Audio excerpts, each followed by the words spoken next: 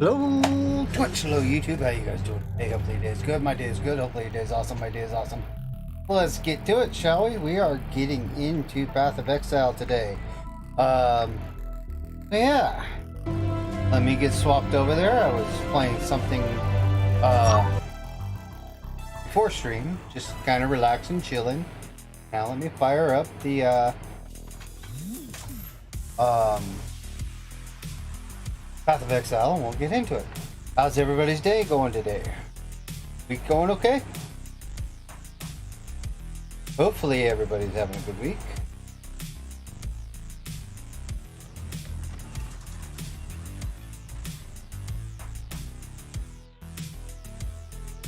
Alright, here.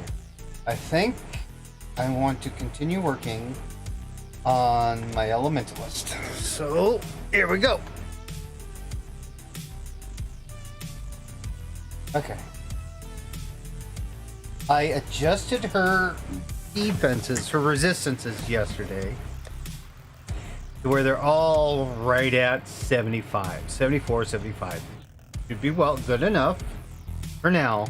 It probably took her damage down some because I had to reroute over to here to get my gear back in order. But rest assured, I'm getting back up into this territory here where I'm going to be doing a lot of damage with lightning. And then I'll probably go over here to fire damage at some point as well. Let me see here. Increase lightning damage.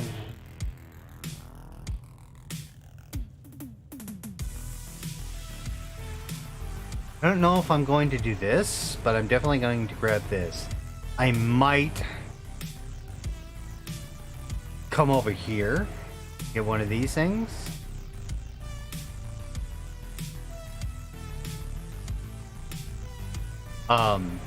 Because I use arc, but I also use fire ability. Let's see here.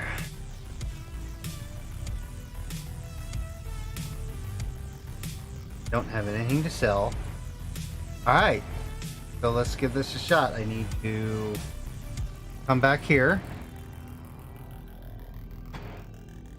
and obviously get my abilities going.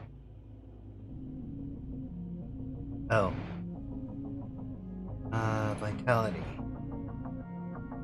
That, and that is going to be...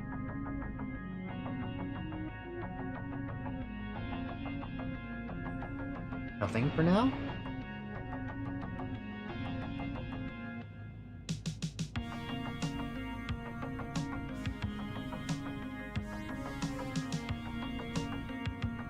Yeah, I don't see anything else I need to throw in there. So, roll 1.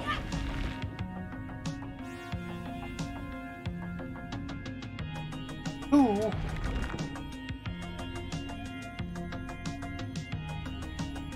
3. That's all I can pull out, as far as I know. I can try it again, but I think one of these guys will go. Yep, I can only have 3 of these. Okay.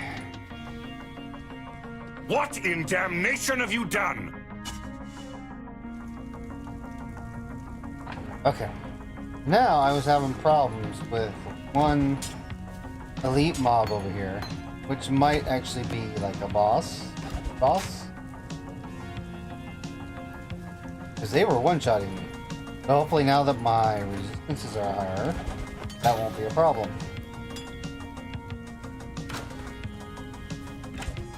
I could be completely and totally wrong about that.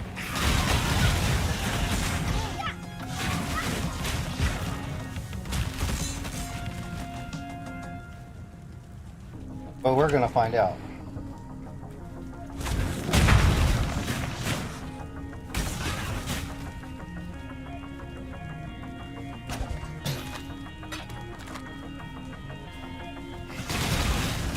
Still doing well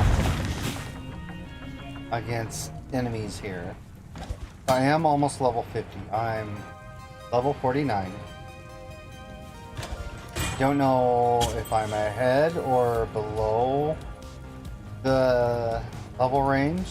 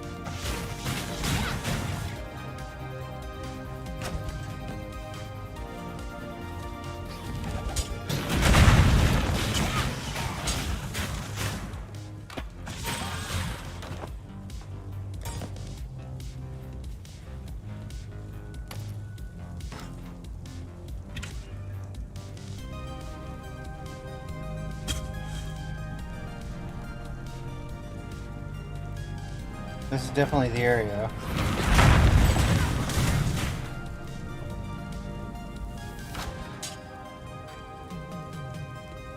Where I was running into that issue.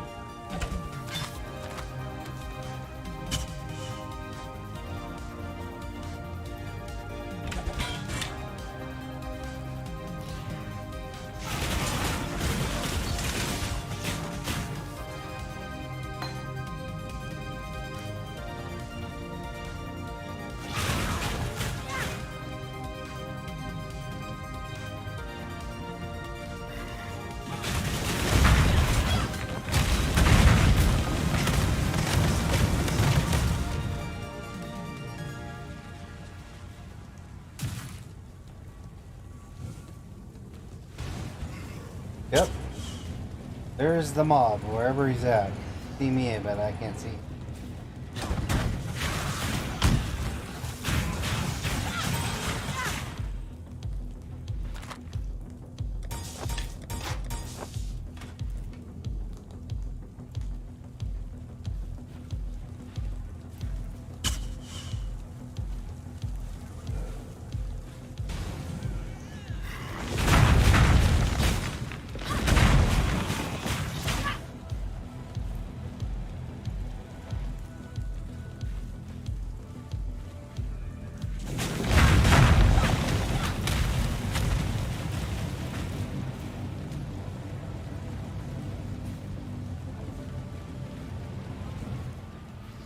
Where is he? There's a Vicer.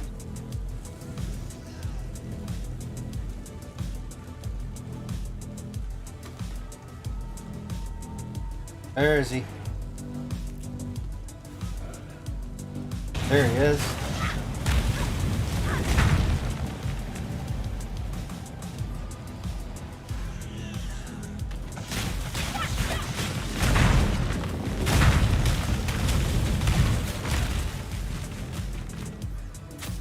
Did I get him? I must have got him because he's not shooting stuff at me anymore. Okay. Alright. So yeah, that definitely was a trick. I was able to get out of his freaking abilities while still hitting him. Go like that.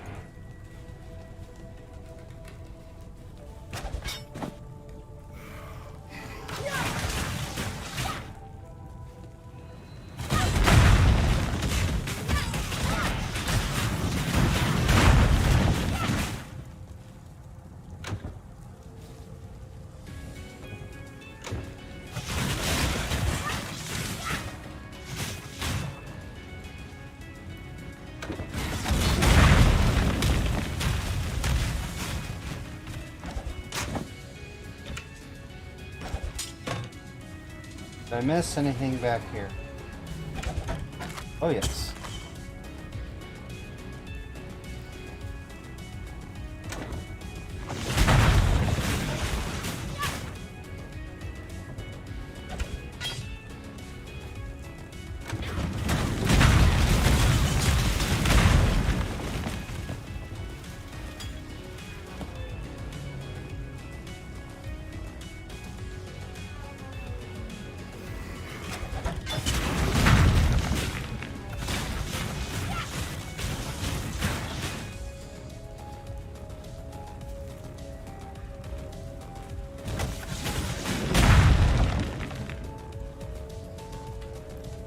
Oh, look.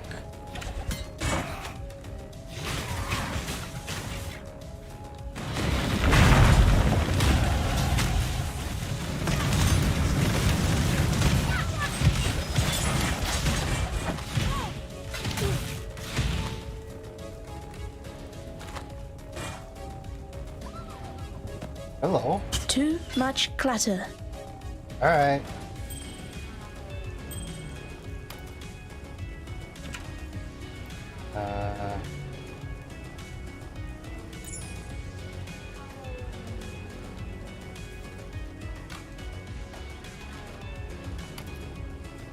Let's do this.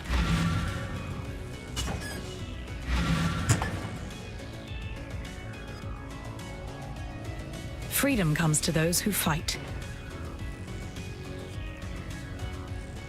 I'll be right back, folks.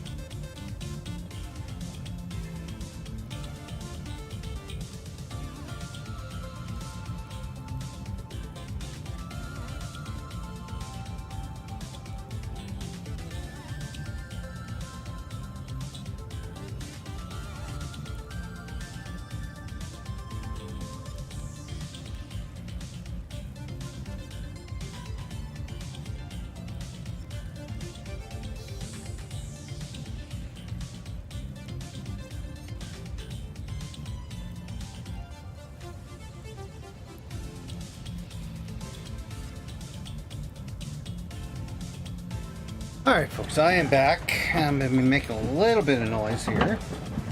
There we go. Noise is done. We go back to my main screen. Let me get resettled here. And then we'll continue doing what I was doing, which is leveling my witch, or my elementalist. Alright.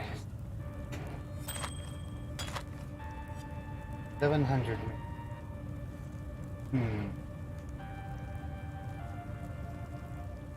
Oh.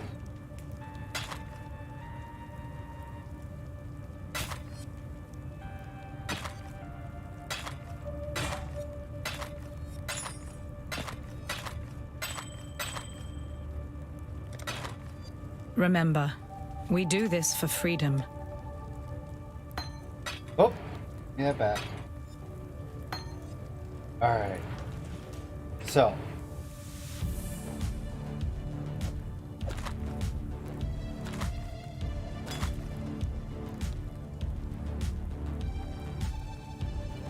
Huh.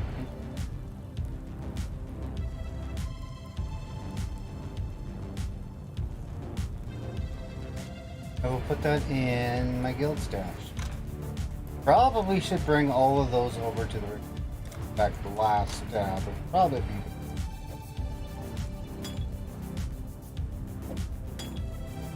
Okay. Last boots.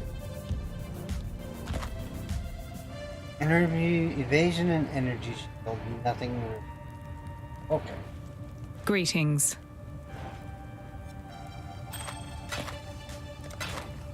Remember, Gold stash. we do this for freedom. Drop this here.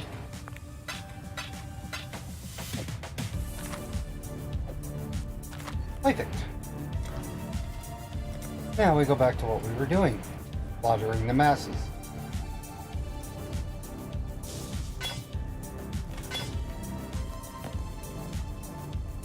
Oh, did I level? I level. Wait. Wait a minute.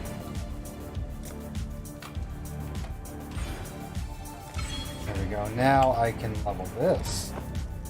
See, I know that was awful weird for me to take a big strength node, but I needed it to upgrade my vitality.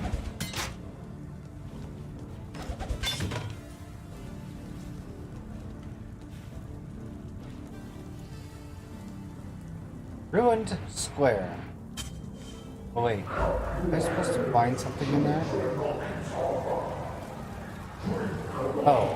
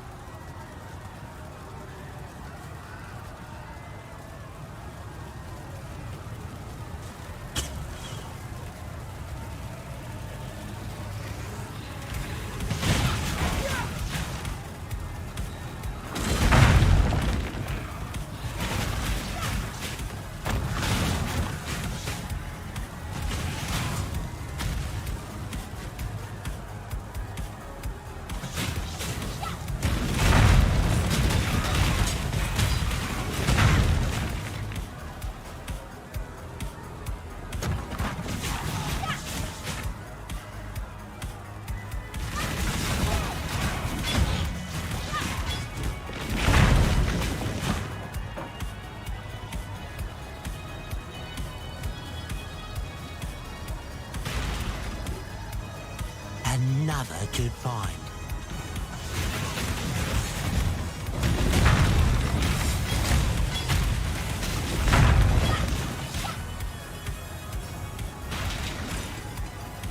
This'll do nicely, Exile.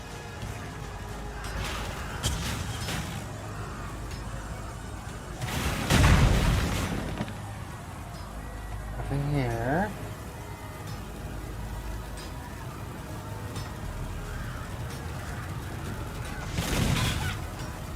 Box Street there.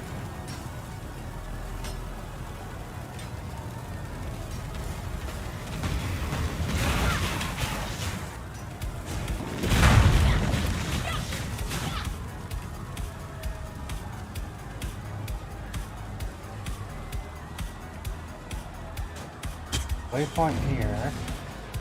Oh, there's the ossuary.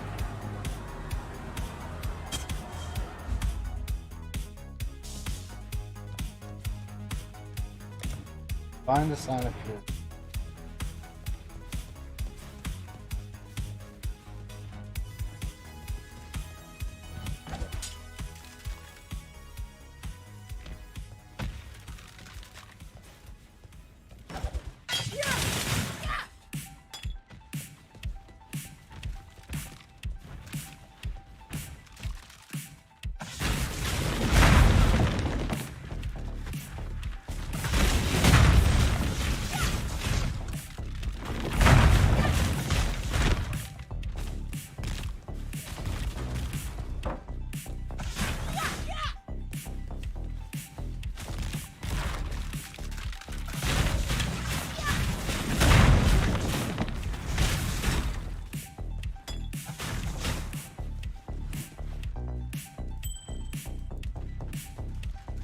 Too much clutter. Really? Oh, that was quick.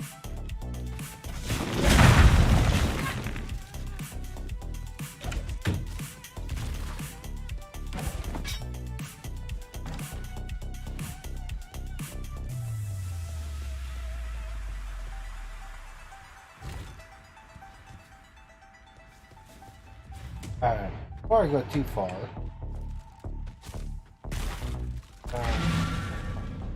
no. Tell what I have, evidently. Hello. Percent again, some of that stuff was yellow.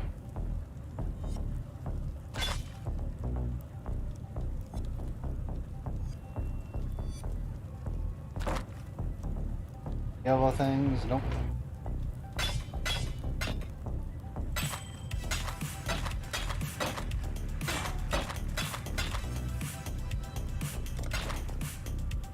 For freedom. The guild stuff.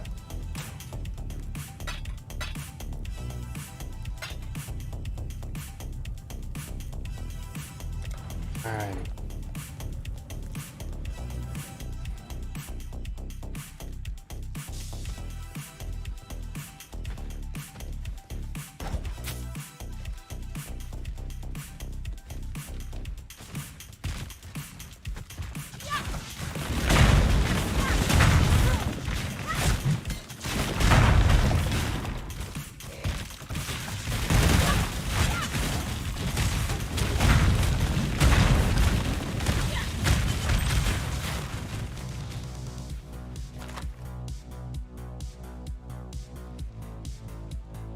Hmm.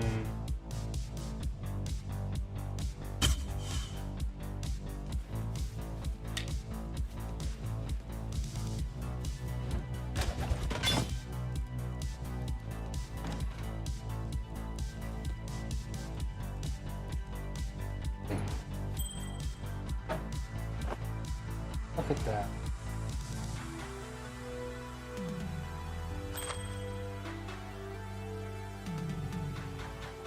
Oh, I can add a green gem to that.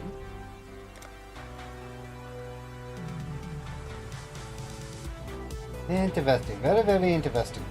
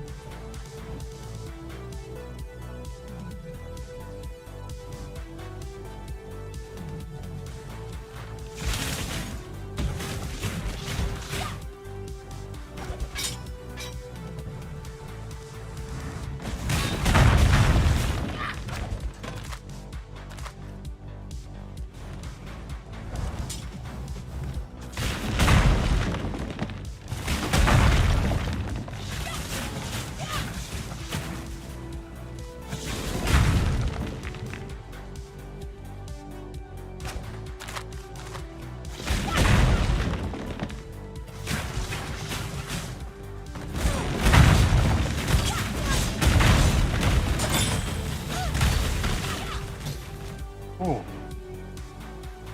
Okay. That escalated quickly.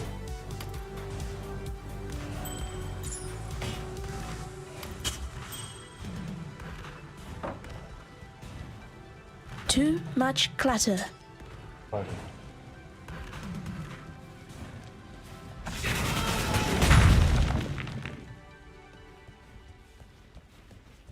all right.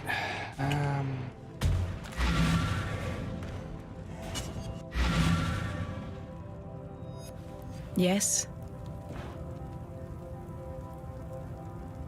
Unplate.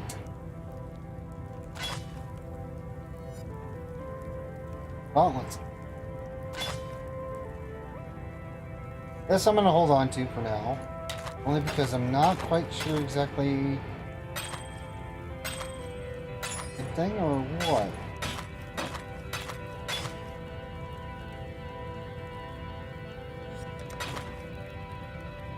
Throw that in the Remember, stash. we do this for freedom.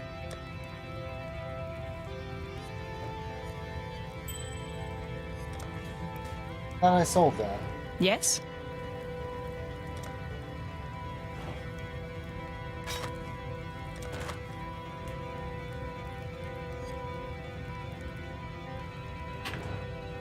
For freedom.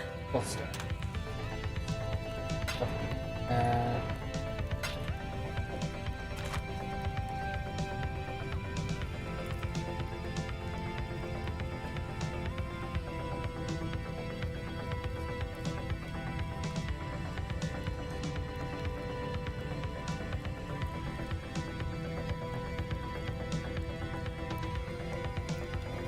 Oh, this is going to be nerve-wracking. I don't know if this is going to completely break my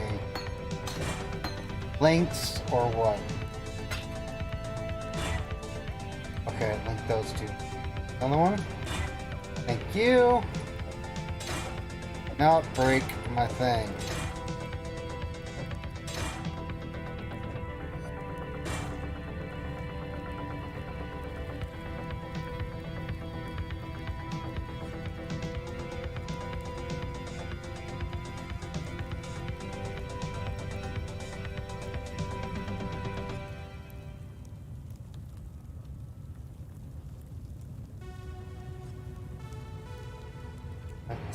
Put in else.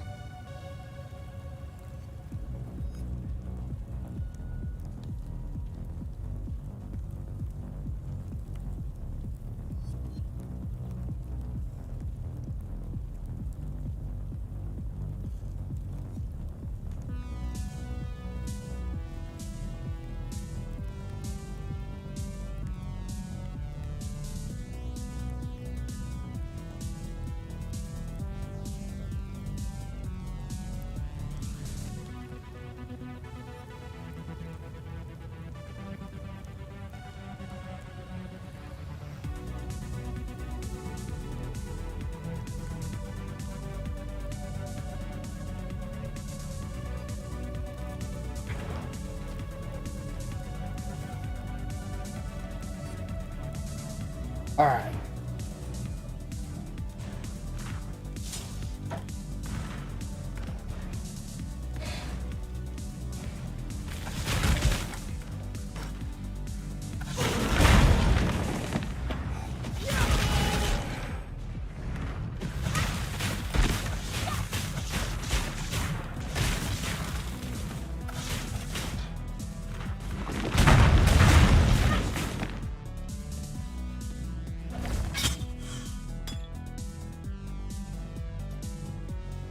Okay.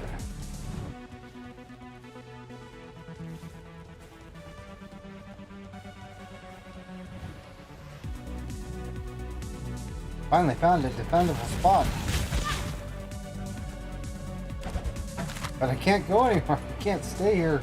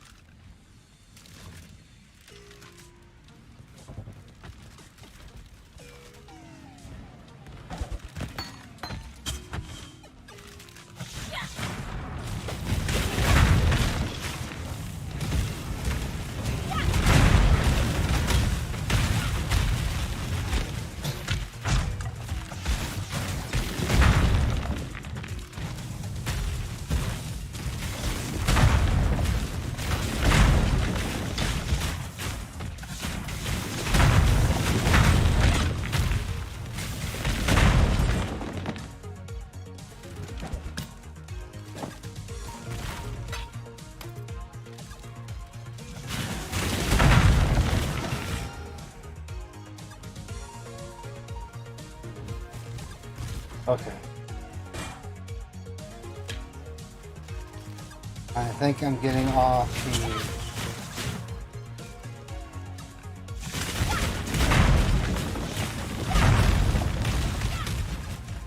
beaten path here.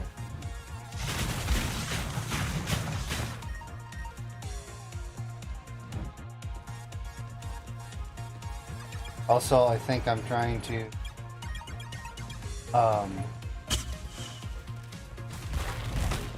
work much.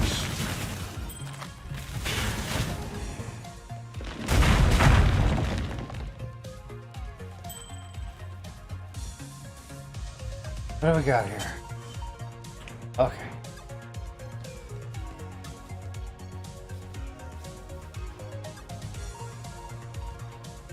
Go up this way.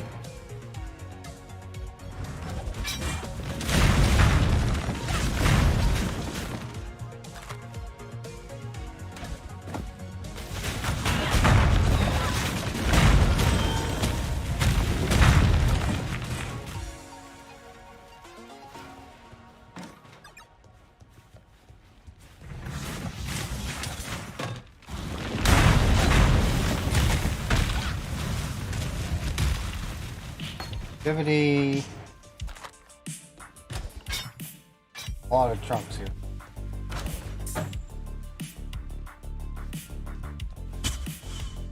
Trunks and chests.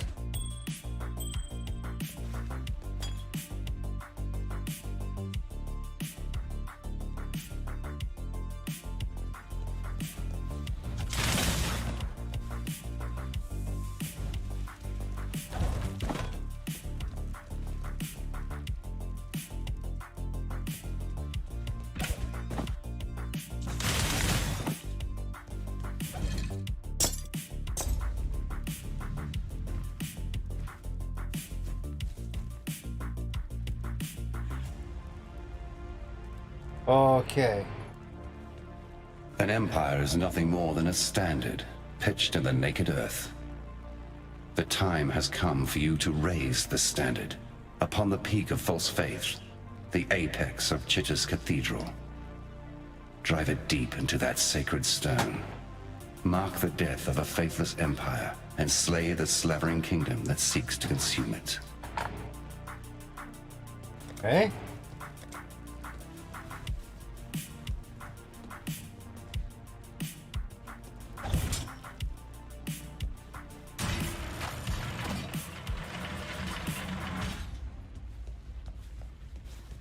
Must be shortcut out.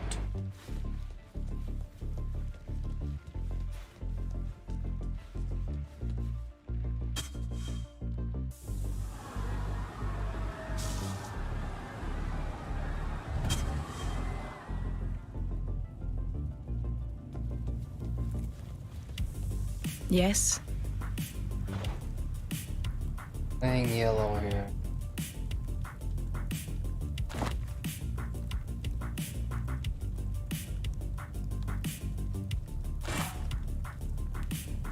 Okay.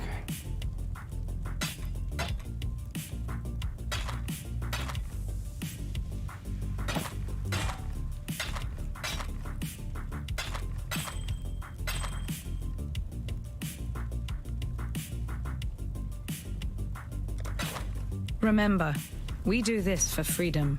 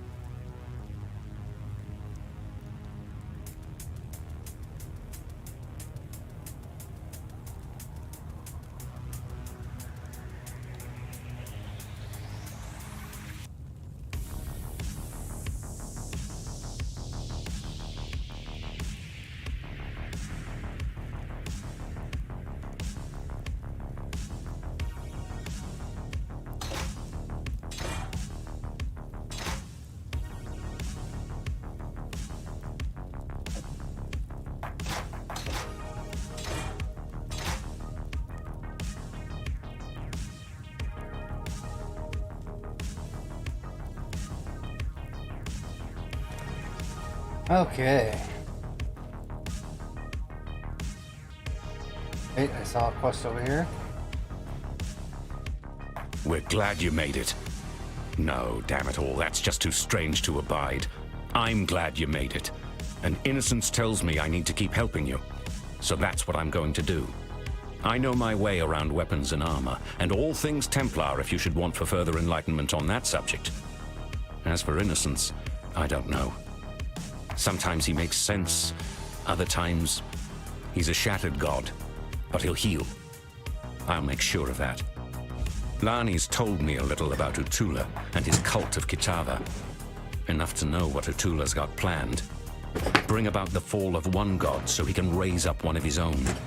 And this Kitava, from what fragments I can piece together from innocence, he's not the benevolent kind. Please, find Utula and stop him. I'm not saying this because I want to put innocence back on his divine throne. I'm saying this because Oriath is my home. It's made some mistakes, but it doesn't deserve the fate that Utula has in mind.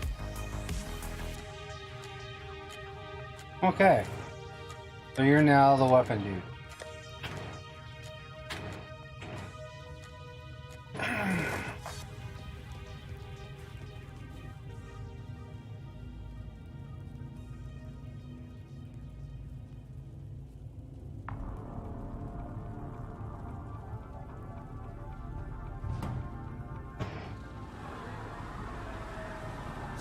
Alrighty. Oh. Oh.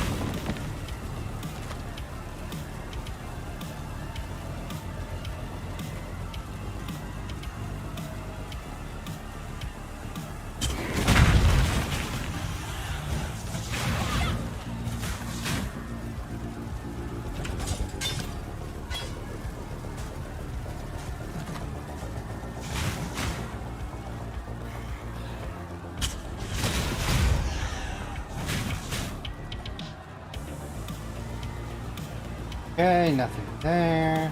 Oh.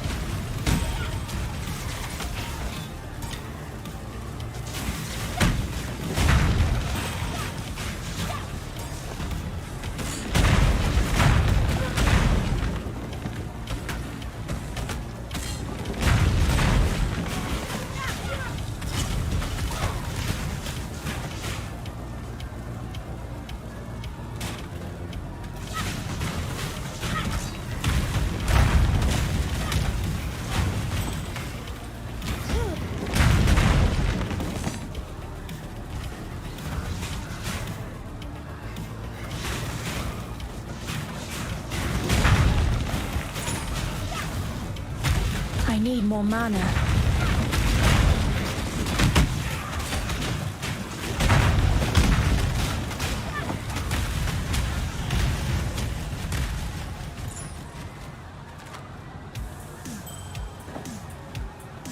Okay.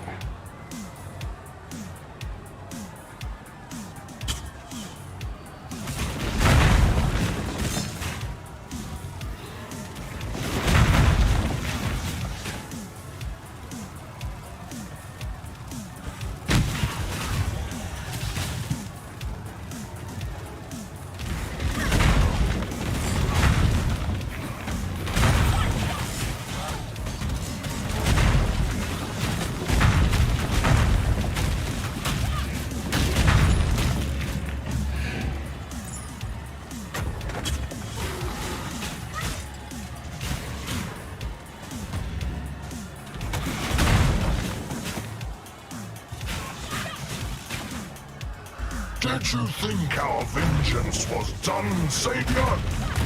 Oh no, it has only begun.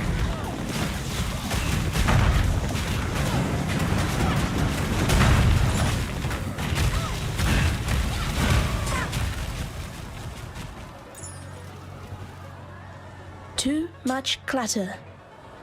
Um.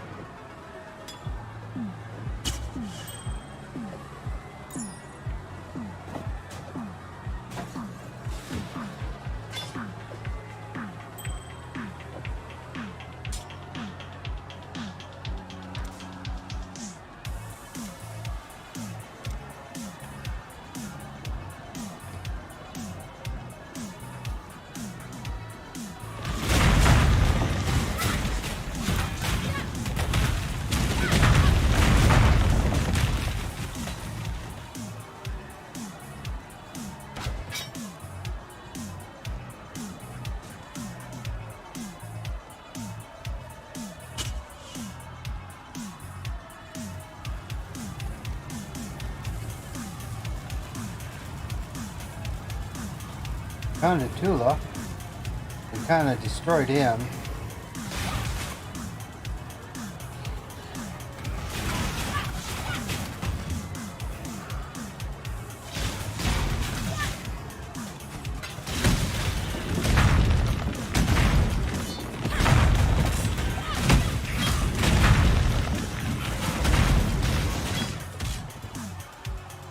Well, that's going to be a problem.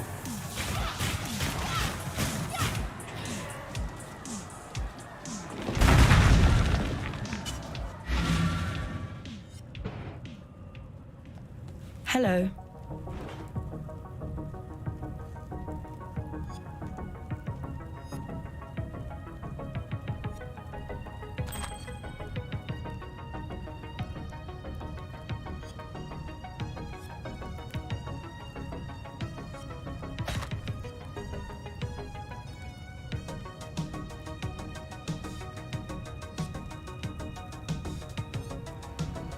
All right.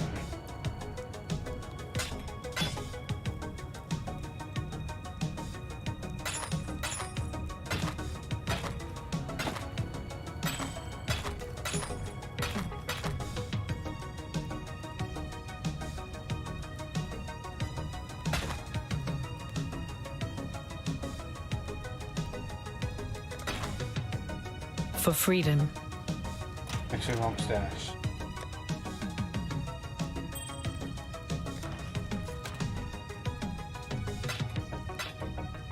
Whoops.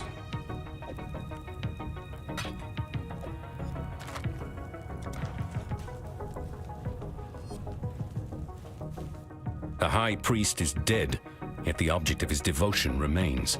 There's no doubt you did all right bringing that man-turned-monster to heel, but you weren't able to stop him fishing his master out of a river of blood. Damn. Sorry. I never could get the hang of boosting morale. Didn't seem right to polish the edges off harsh facts. Probably why I never made captain. Still, I've been poking around here for a bit and have turned up Utula's stash. Quite the magpie he was. So here, help yourself. When it comes to hunting a god, I suppose every little bit helps. Let's see. Energy.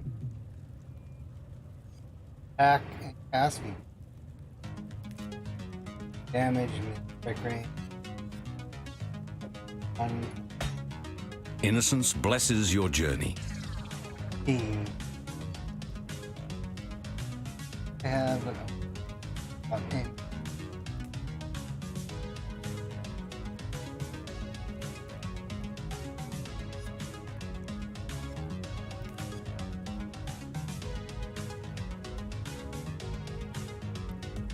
Not really a daughter,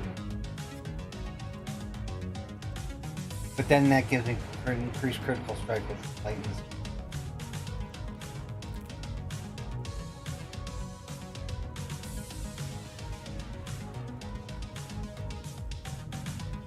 I'm not really a dog-based class, but that gives.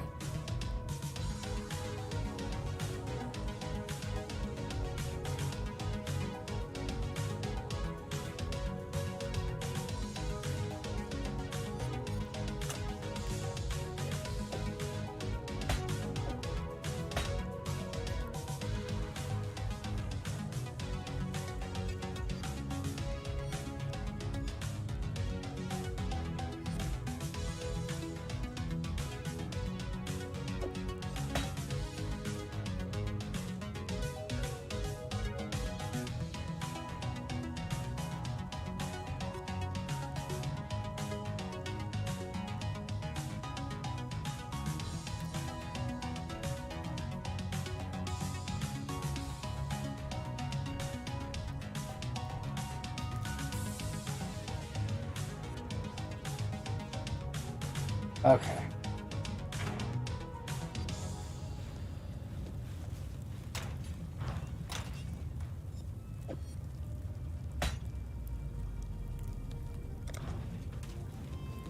Let's go back.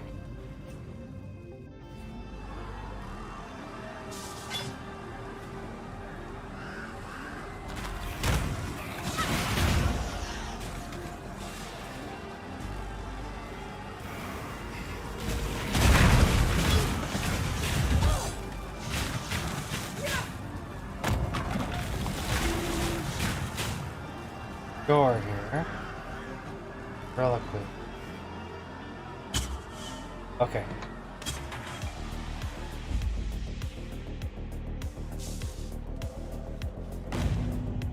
Okay. LIM? Oh, there.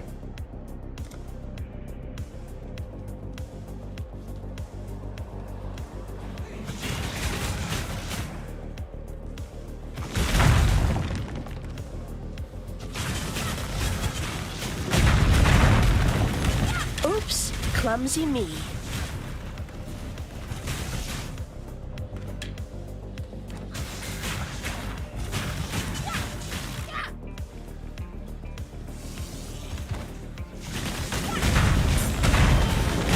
I need more mana.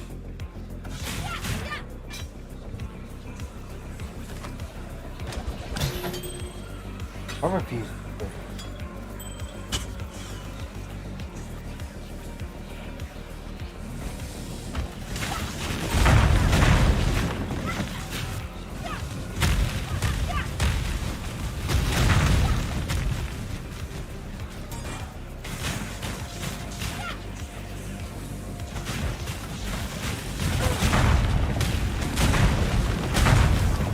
If only you knew what this place truly hides.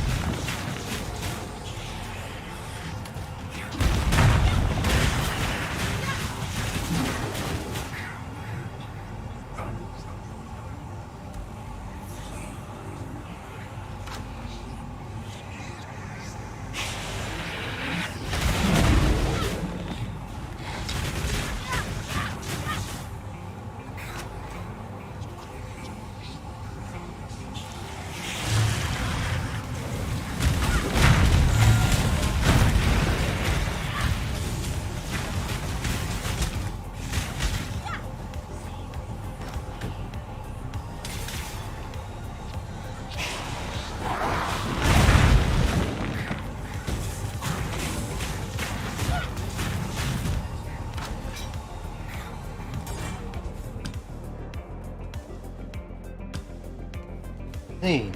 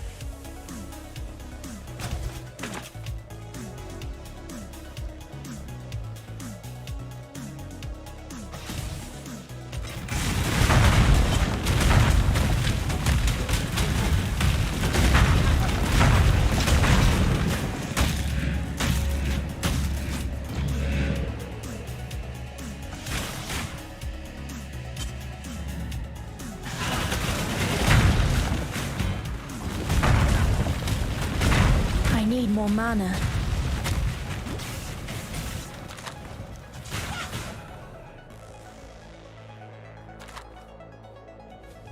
I have no idea where I'm going.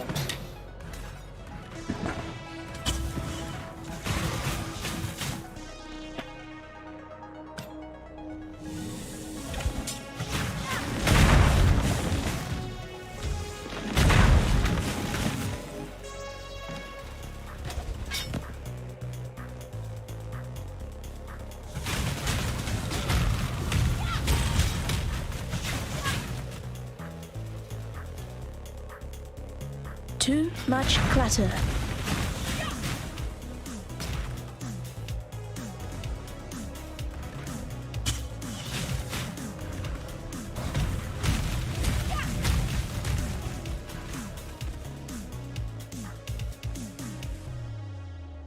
All right.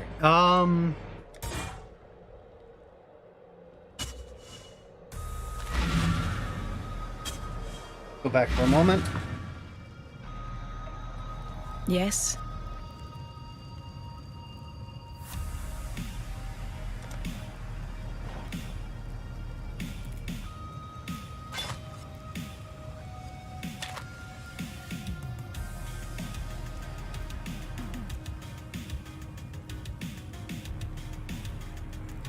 Yeah, they're...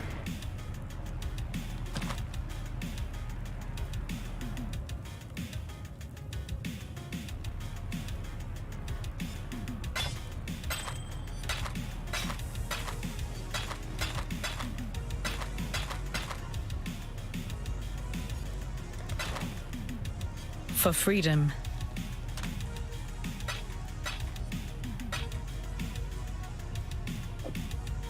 That's actually... Now I run out of room.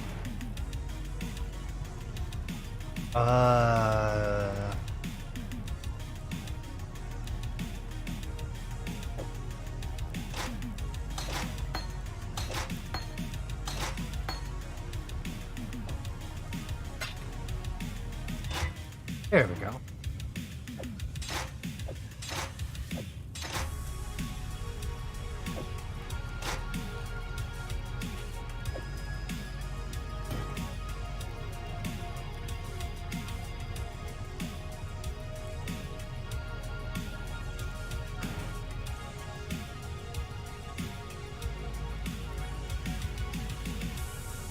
Okay.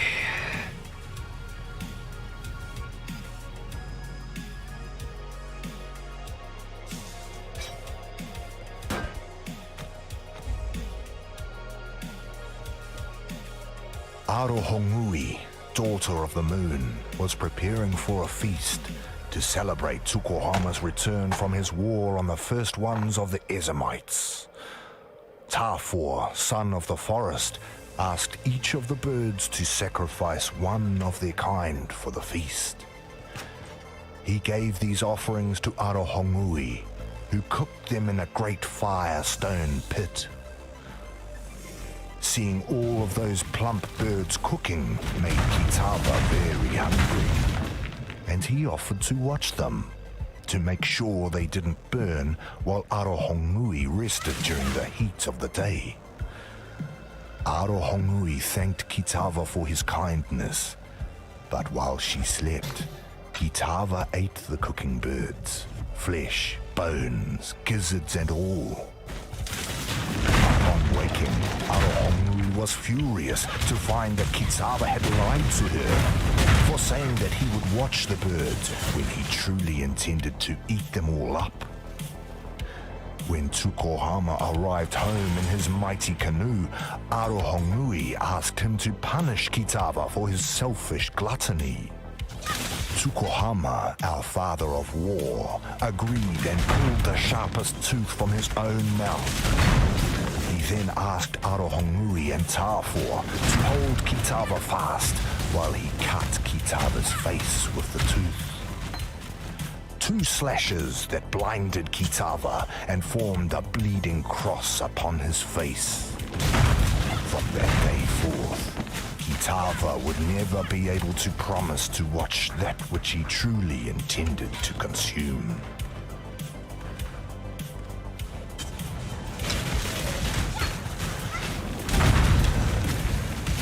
I need more mana.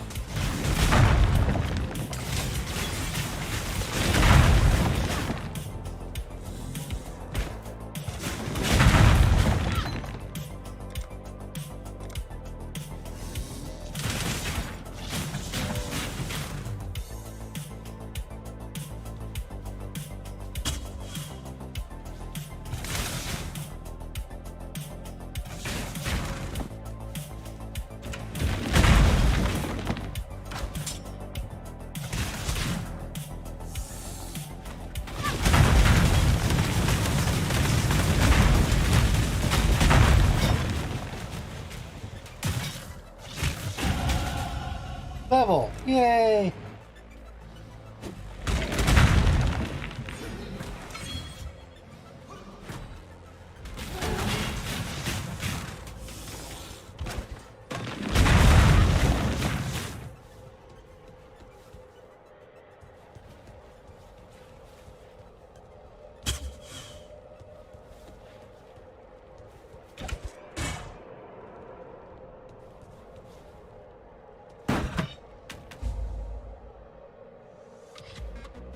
To replace the feast of birds that Kitava had greedily consumed, Tukohama, our father of war, and Valako, father of storm, went fishing. Although Kitava was blind, he could still cast his line and feel when a fish took his baits. So, Tukohama and Valako took him with them on Tukohama's mighty canoe. But while they fished, Kitava grew hungry. and secretly ate all of their bait of grubs and worms. Disgusted and angry, Tsukuhama and Valakor decided to use Kitava as bait instead. Valakor used his own jawbone as a hook, impaled Kitava on it, and cast both into the sea. Kitava sank to the bottom of the sea, but instead of the fish eating Kitava, it was Kitava who ate all of the fish that nibbled at him, flesh, scales, guts, and all. When Tsukuhama and Valakor hauled a fat-bellied Kitava back up from the sea, they were even more furious and knew that Kitava must be punished one final time.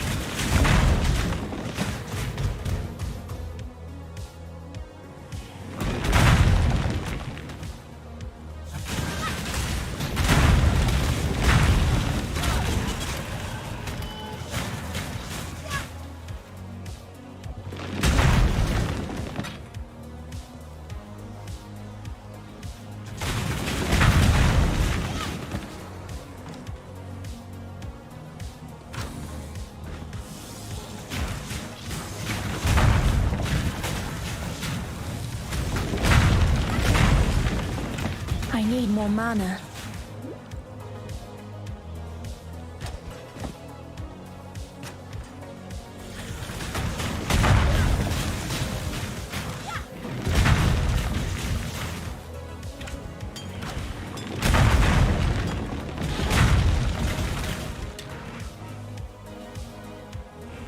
Too much clutter.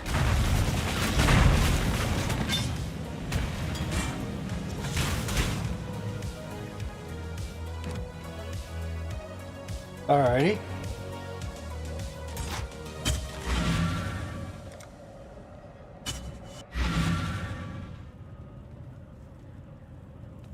Freedom comes to those who fight.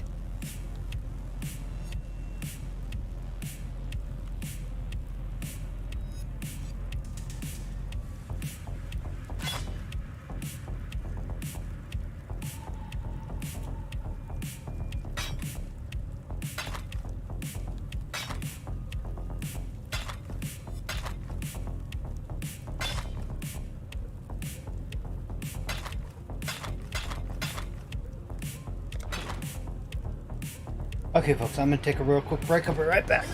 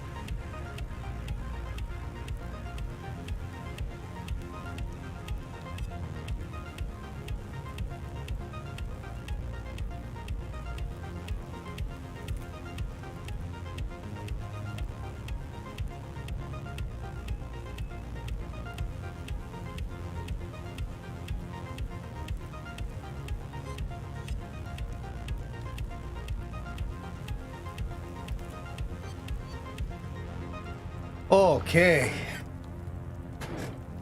Let's check here. For freedom. Um,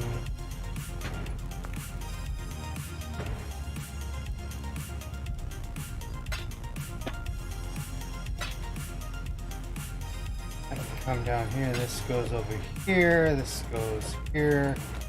And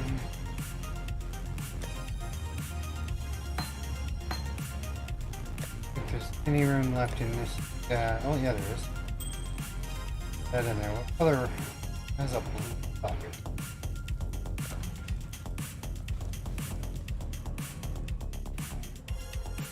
Alright. Now things will calm down for a moment.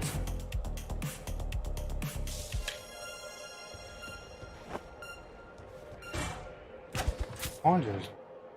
Oh, okay. Then up here. I need more mana.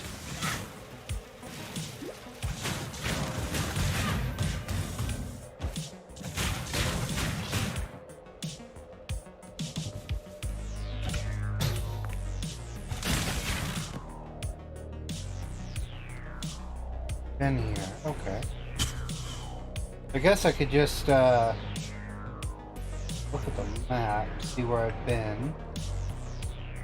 I'm there. I can go that way or that way.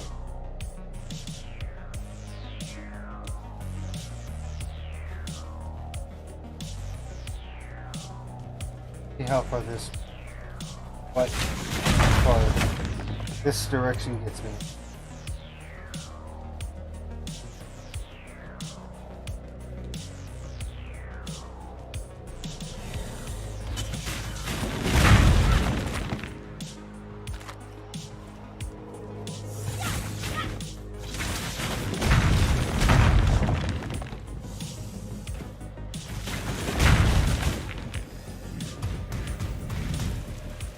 Up there.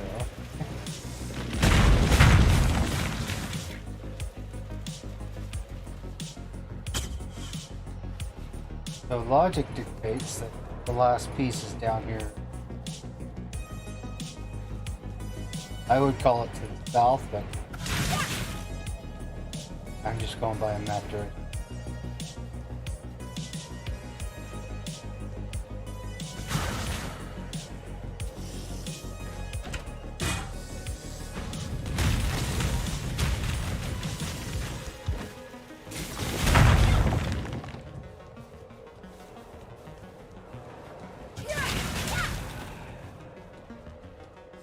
Yes.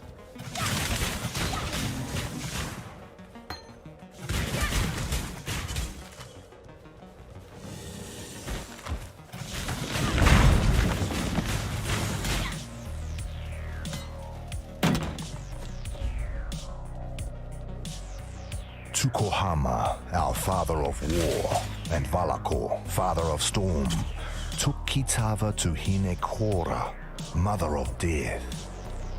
They asked her to kill the greedy Kitava, for surely their tribe would starve if Kitava continued to live among them. But Hinekora refused, for death would not teach Kitava the lesson he needed to learn. Instead, Hinekora beat Kitava with a whip woven of her own hair.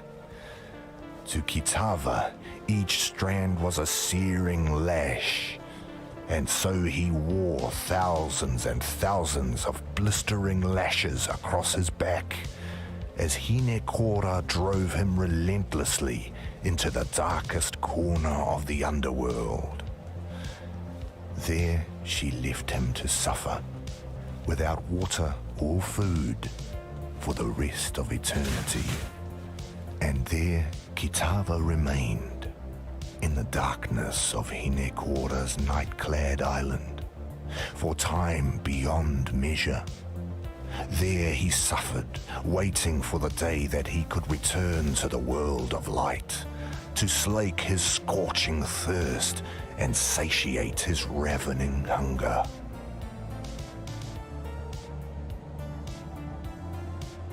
Oh, Way off.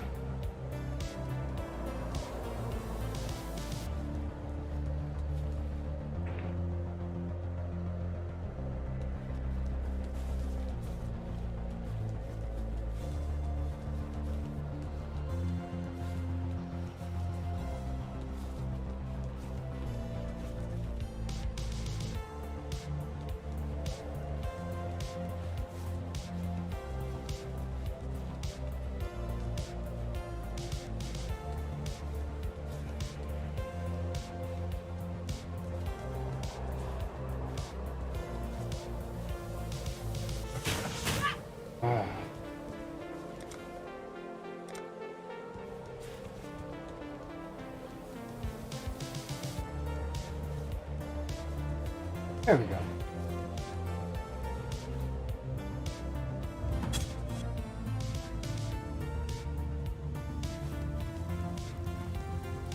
Not all slaves believe Dutula's lies. Some I know have managed to steal a ship and are soon to set sail for Namakanui. Hopefully, with these treasures on board, Valakor will bless their voyage and breathe deeply into their sails. No, I'm not going with them. I helped bring this curse down upon Oriath, so I'll help save what little there is left to save. Here, take something, in thanks for your part in preserving the Karui Way. Absolutely. Remember, we do this for freedom.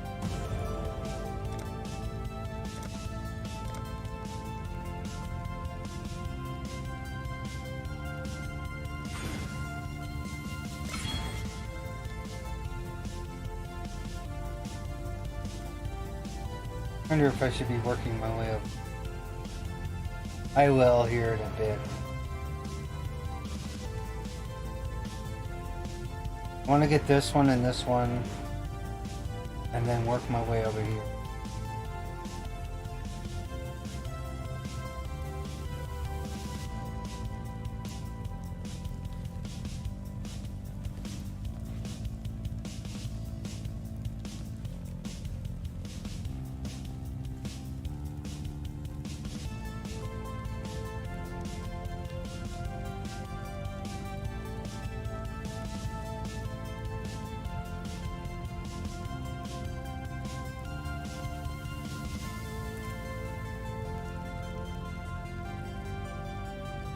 I definitely would like to get into this.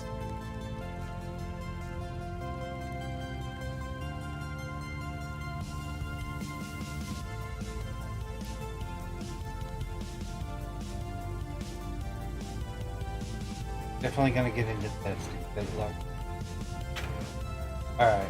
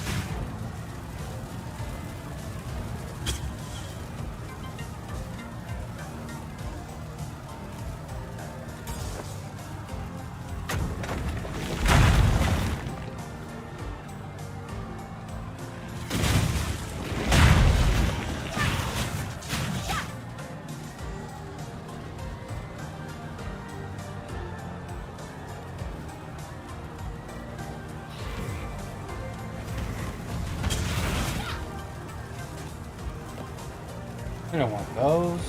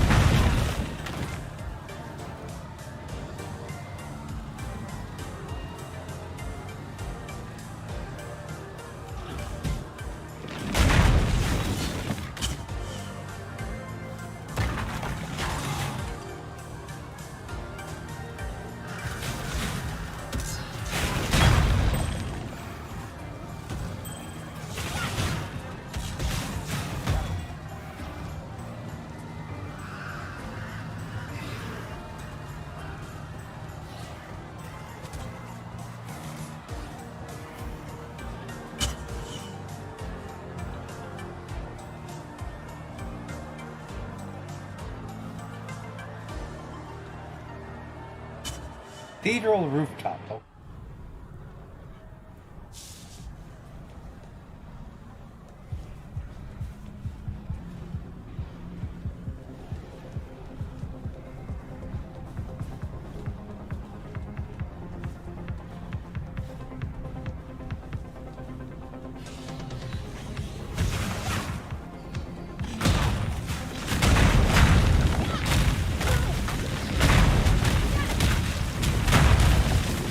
I need more mana.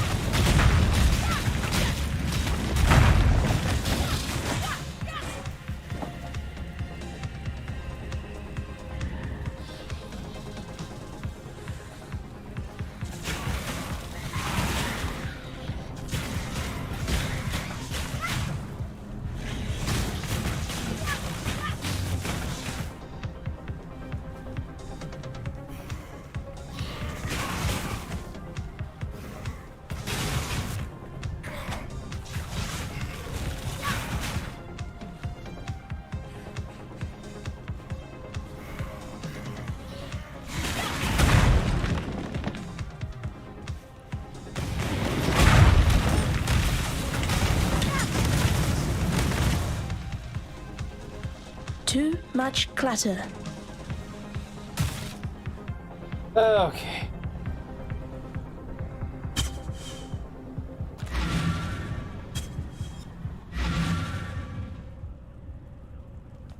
Yes.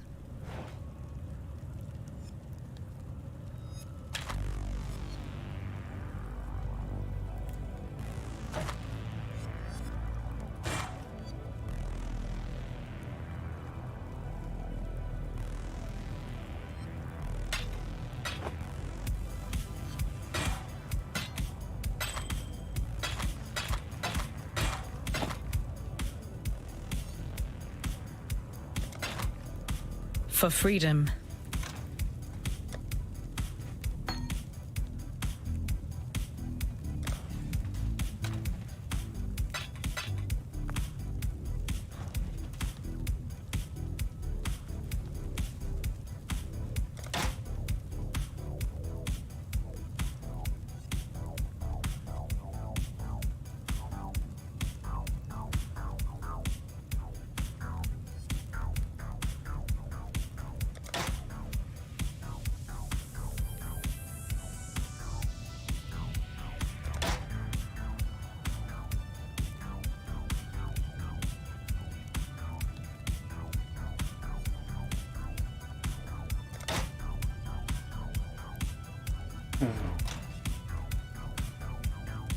No longer have any orbs of fusing, so.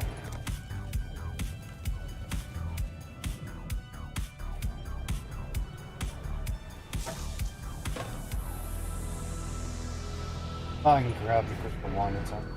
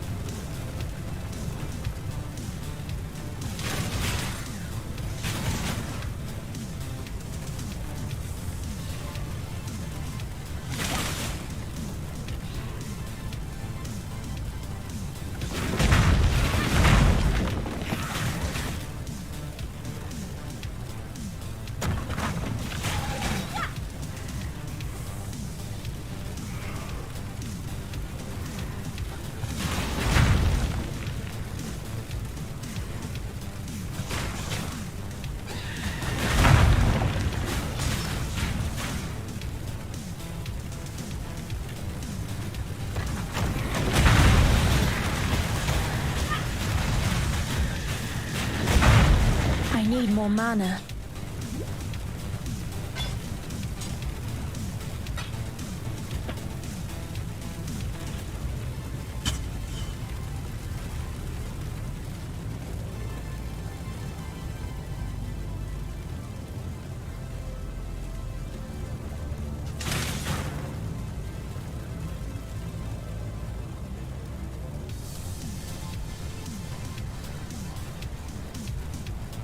Okay. That's the way it is, we go.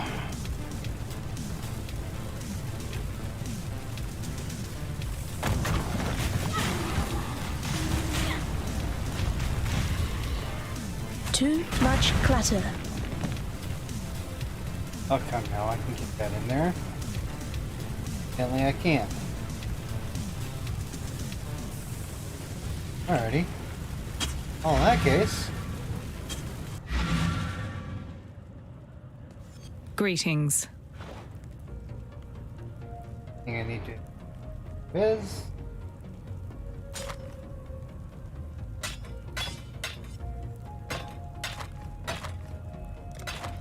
Remember, we do this for freedom. Oh. Suppose I can pull that out.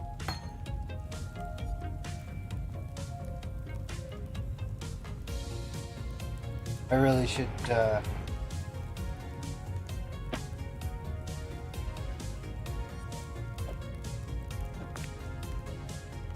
around Hello. here. Howdy, how are you?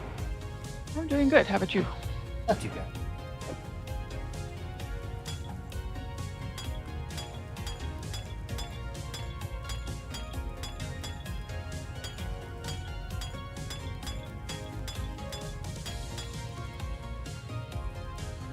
When Arby get to the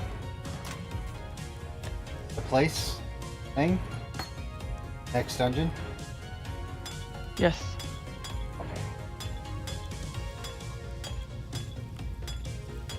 However, I will remind you that after that really annoying solo instance, Arby's probably not. In fact, I know he doesn't. Said repeatedly he doesn't like it. It involves being Yeah.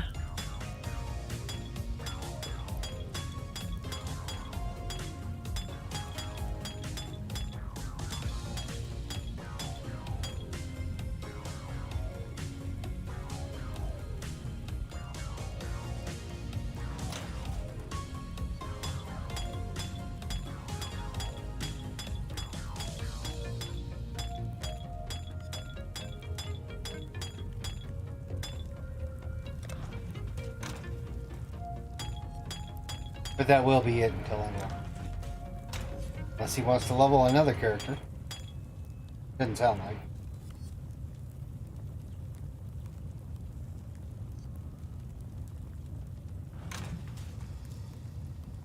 So much more room in there now. Okay.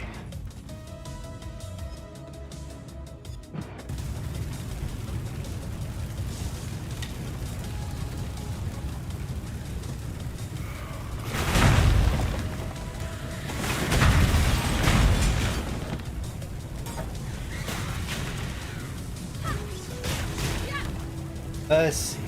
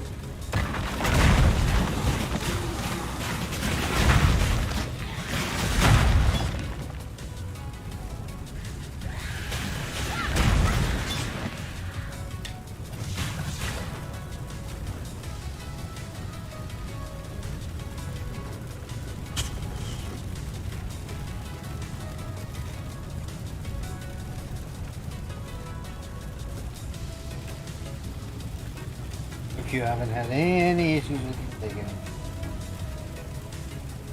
Not really. That's good.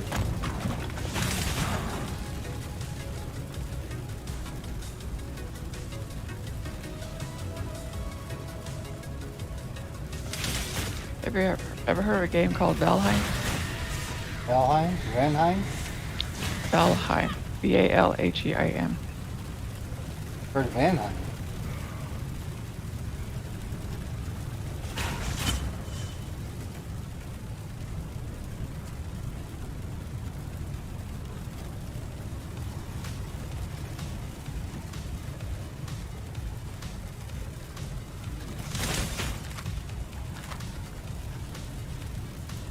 Been doing that time to yourself? Yeah.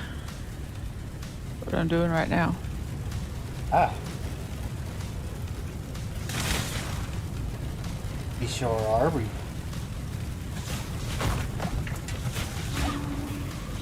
doesn't seem there, just not doesn't have. He's busy typing stuff. Oh.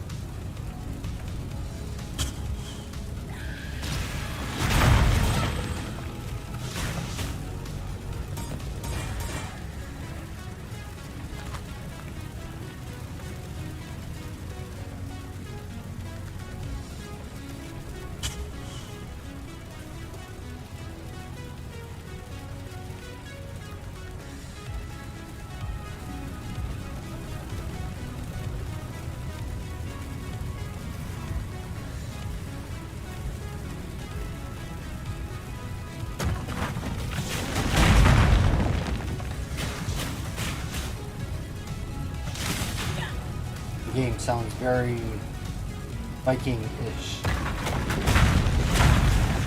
It is. Ah.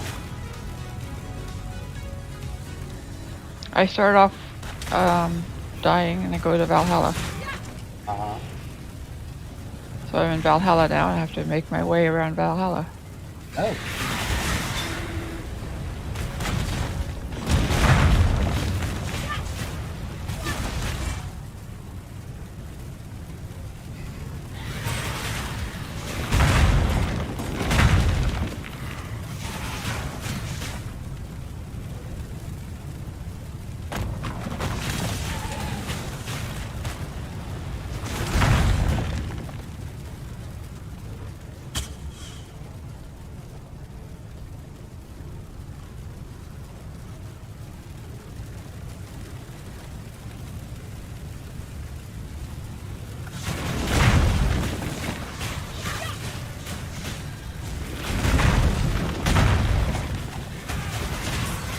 I need more mana.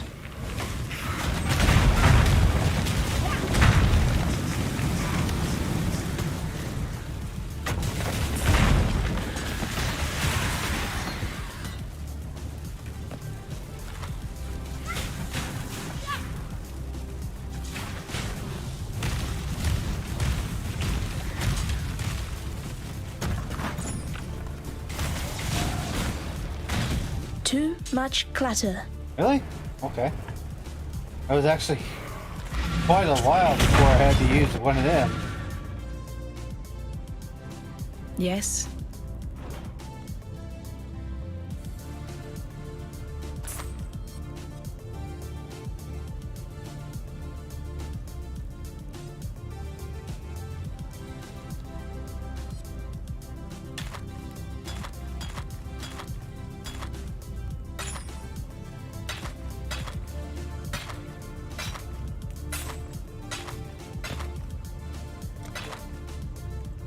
Remember, we do this for freedom.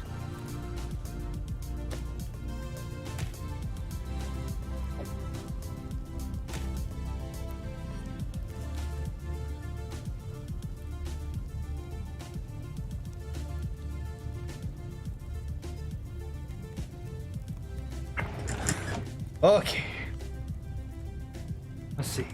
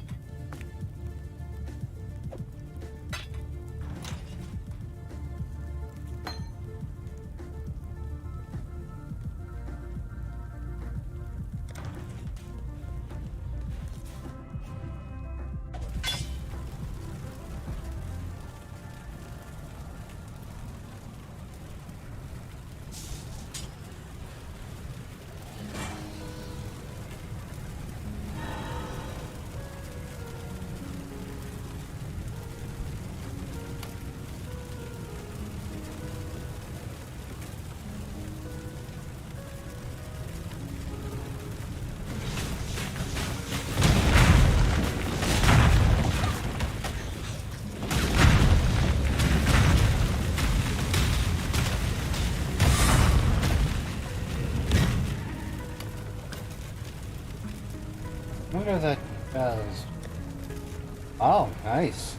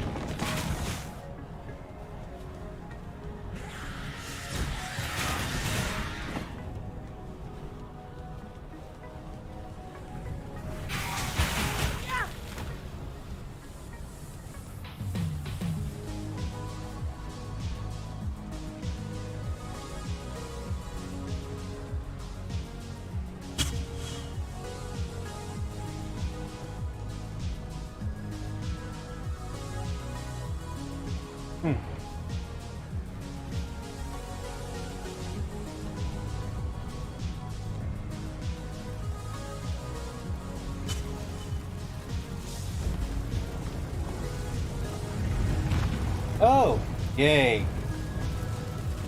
Kitava, I take it.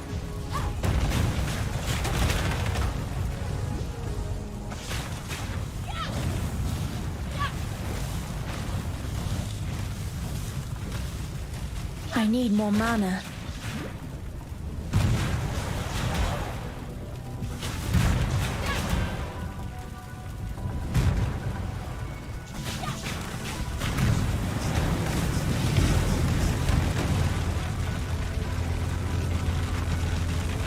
Oh, he doesn't like that, does he?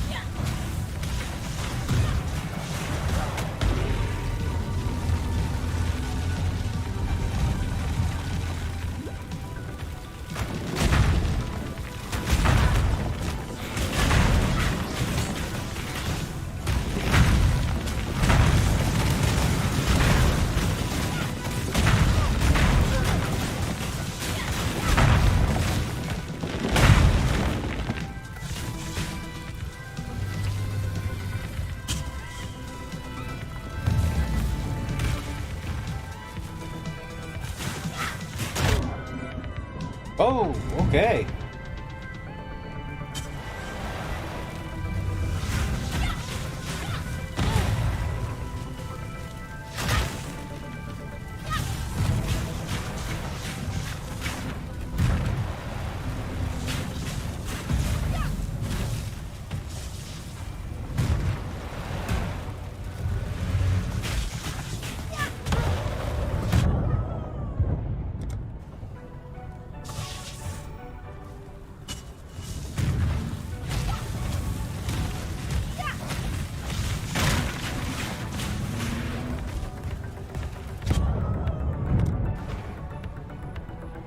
The game just cheated. It would not let me move for nothing.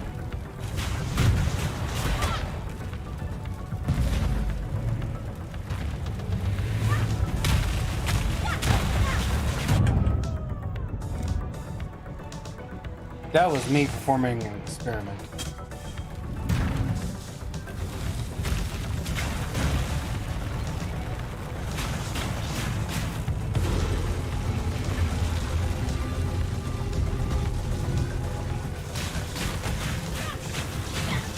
I need more mana.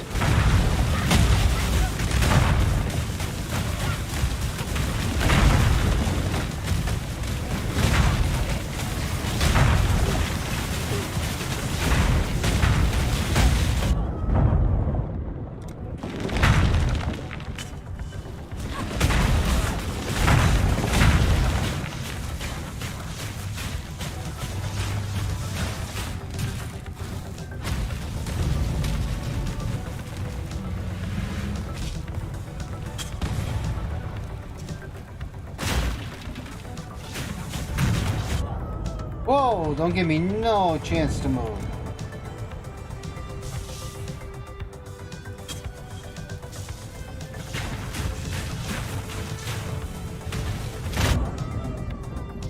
Okay.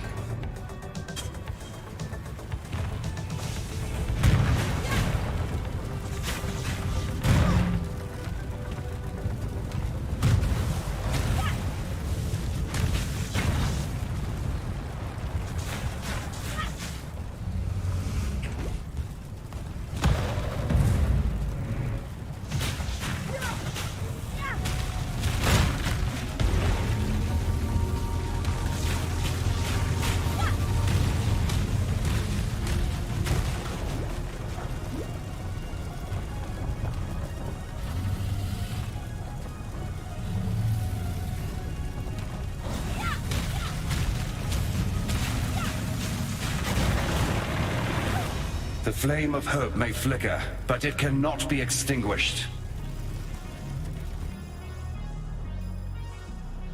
Okay. There is no shame in falling to a god. Shame lies only in refusing to rise again. You shall soar. That much I'm permitted to foresee.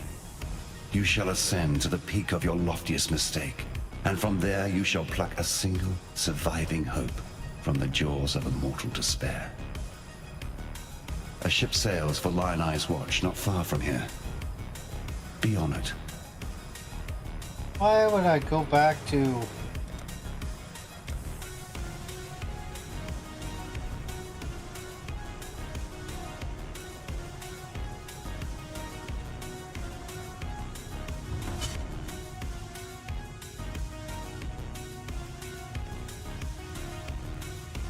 You're still alive. So is Kitava. What more do you need to know? You'll find a way. I believe it.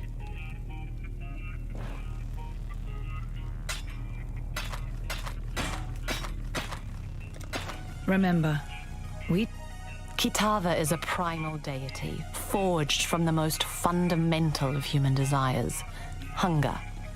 The simple act of craving that which we cannot yet consume. To defeat Kitava is to squeeze the very heart of human nature into stillness. You don't think you can do that? I suppose we'll see, won't we? Now, where was I?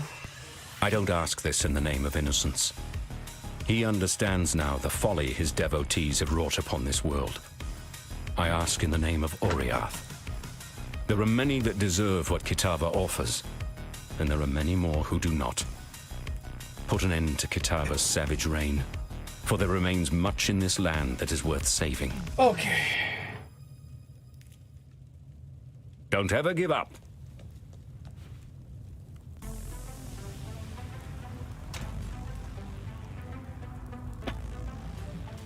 Alright. Let's go back to where I was, I guess.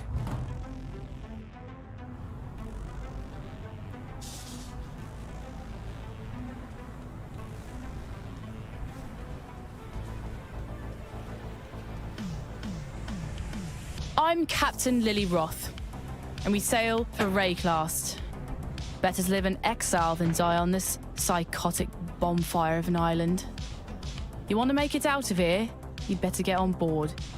But make it quick, 'cause I ain't got time for tears and regrets. Remember, this ain't no charity run. You owe me. Cast off!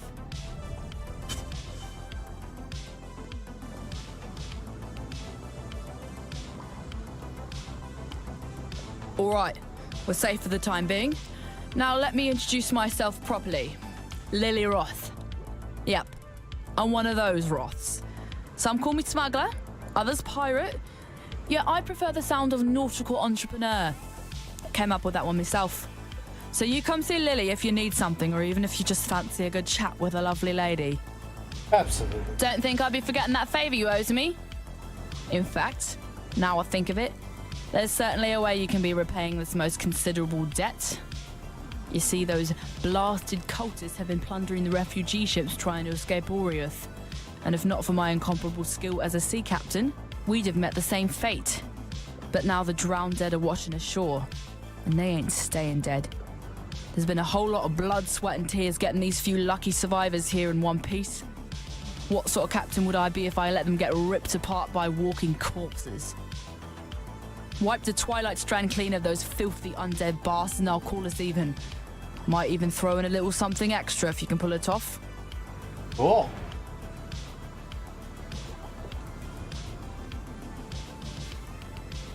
Despite your best efforts, Beast Slayer, a splinter of hope remains. The very seed that brought my beast into existence. The Dark Ember. Never again shall it birth a life so magnificent as the beast. Yet a residue of that power still lingers. Enough to give us a fighting chance against the ravenous Kitava. How do we obtain this Dark Ember? 3 hearts were silenced. 3 hearts must sing again, one last time. In that final flickering of life, our Savior's seed shall be born. All I need are 3 fine souls with which to stoke the flames. Chevron of Umbra, Inquisitor Maligaro, Dodre the Dark Tongue. 3 spirits of near unfathomable resilience and vigor, freed with the beast's final exhalation. So let us begin the harvest. Chevron has come home to Axiom. We shall give her the warm welcome she sincerely deserves. Remember, humanity needs us. Okay. Leave it, okay.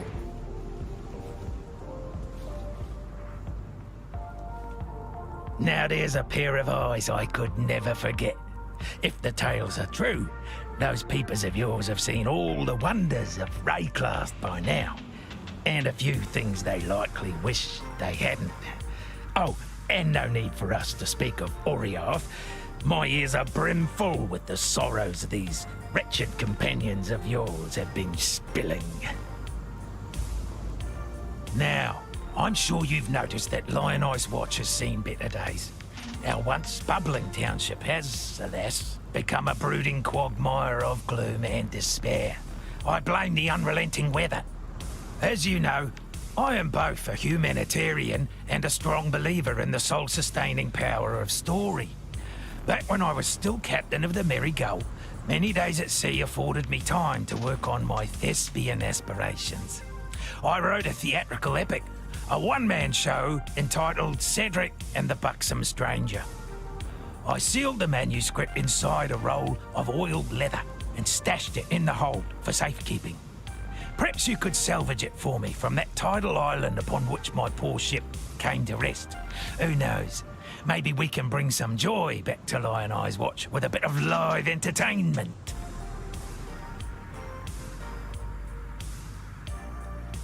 Welcome. First we hear that Oriath has lost its bloody mind, and then you turn up.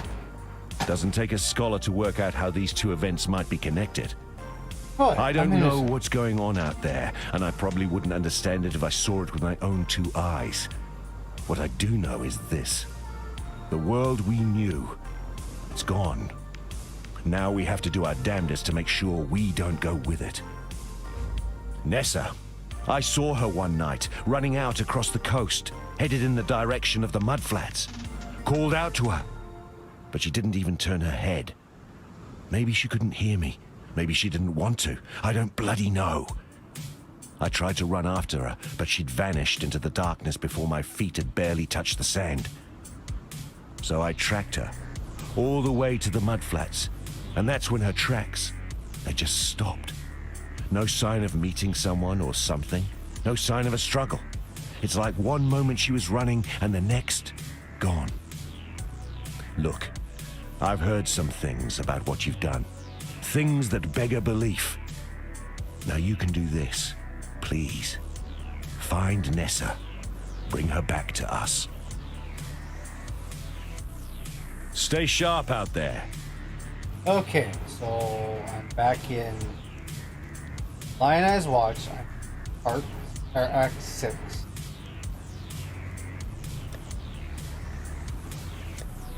This is...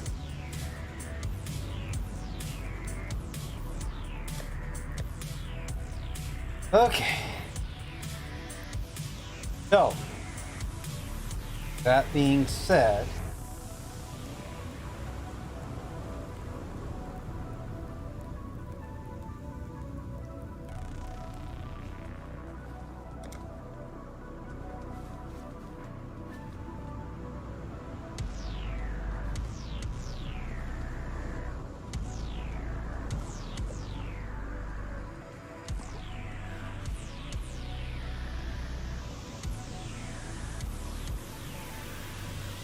ay. Okay.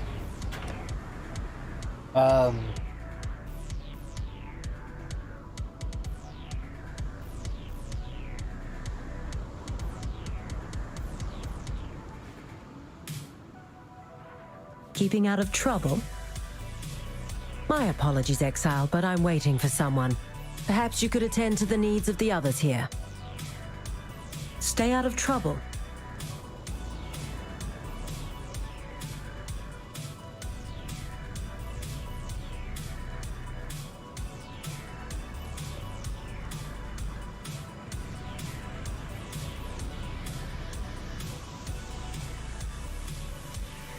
Okay, clear the Twilight Stream. I have been here for a long time. Like? Actually, it was a very long time. What the heck is that?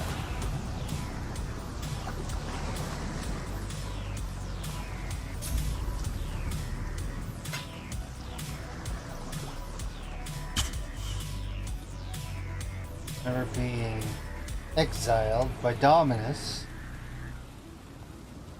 washing up,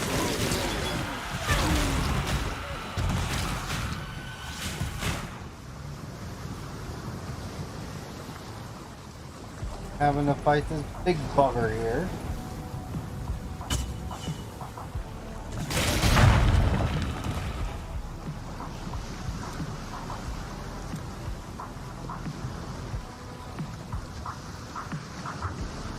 Message in a bar, right?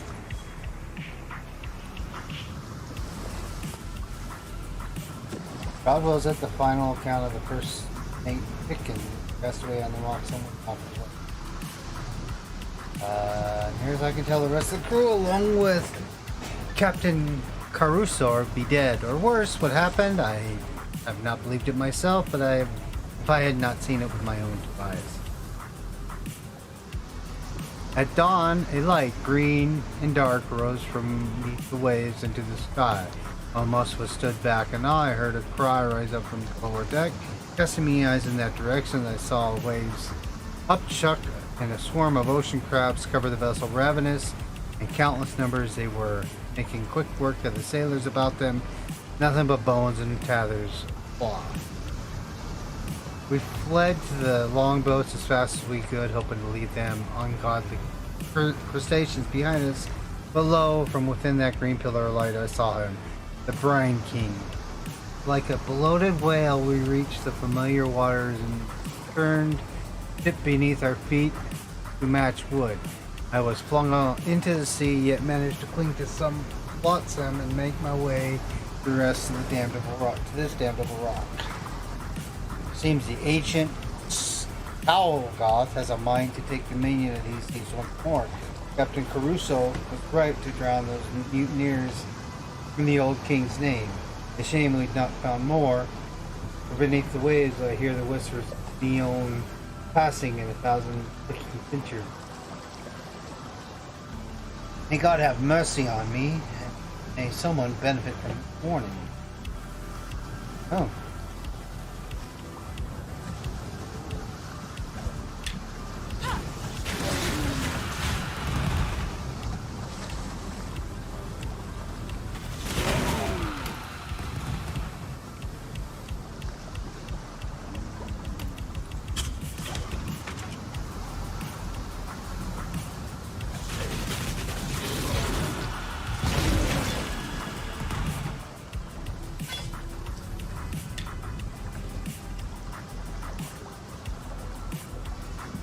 What the hell?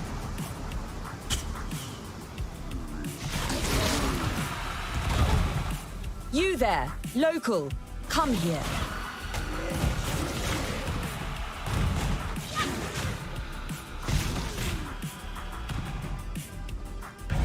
I bet a yokel like yourself would be eager to see some explosions. Never mind why we're blowing things up just yet. We'll get to that. I've gone ahead and marked.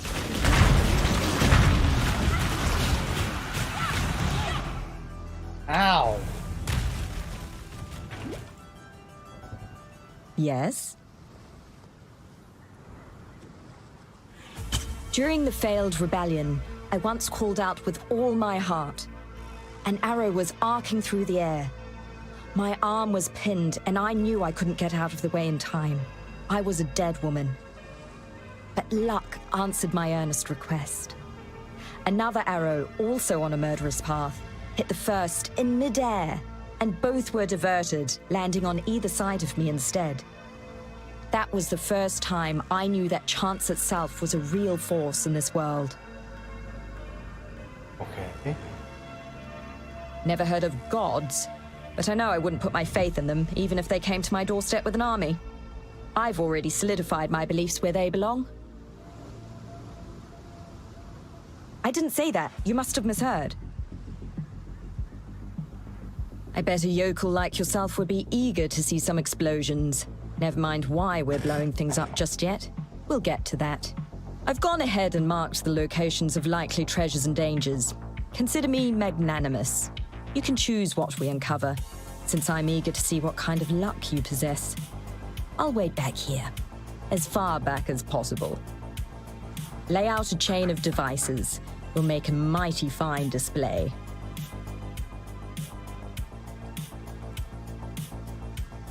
I bet a yokel like yourself would be eager to see some. I am honor bound to discover the fate of Medvid and the druids of the Broken Circle. They believed they could see into the future by peering into the past. Hypothetically, that's a power I'd very much like to have for reasons of chance and profit. But I'm not sure I want it to be true. If Medvid and his nature mystics were right, and time truly is a circle, aren't we all doomed to repeat our lives over and over for eternity? If that is the truth, then there is no luck, no chance, no human will. All life is just a stage play repeating over and over. I don't think I like that notion. Until next time. Okay.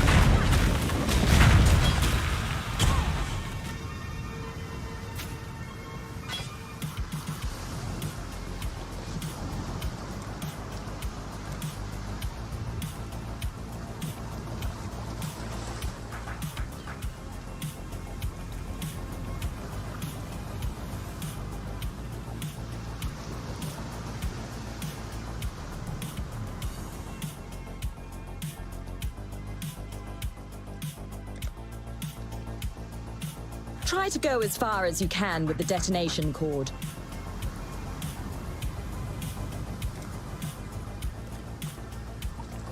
Further! Keep going! Away from me.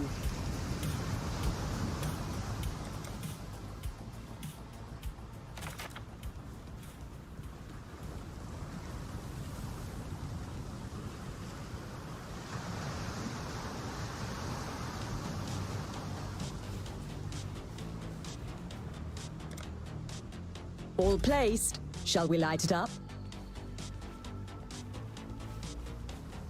I should also mention, this might unearth monsters.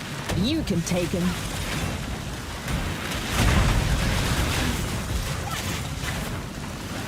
Go get him, local! I need more mana.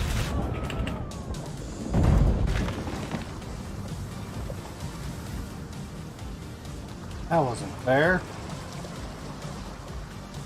Hitting the wrong buttons.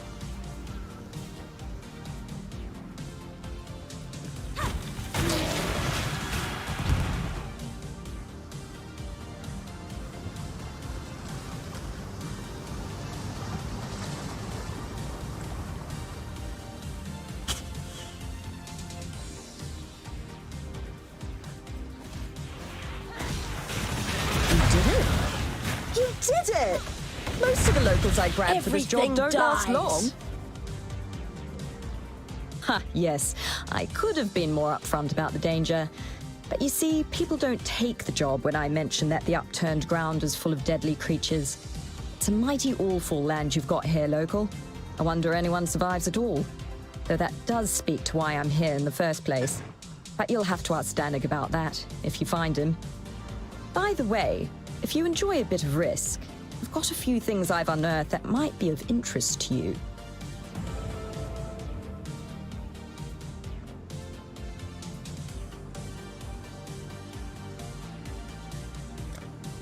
Okay, so... I'll finish up here. See you again soon.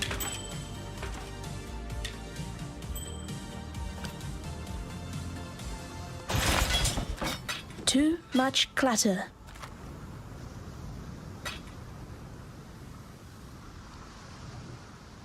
See what else.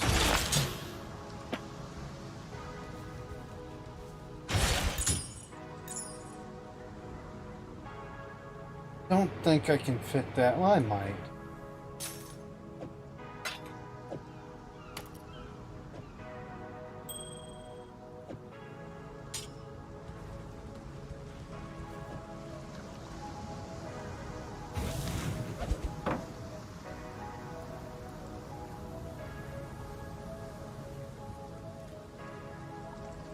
All right.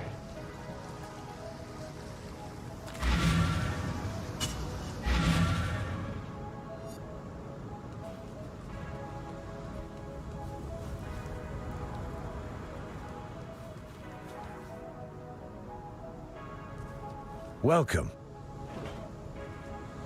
All right. First of all,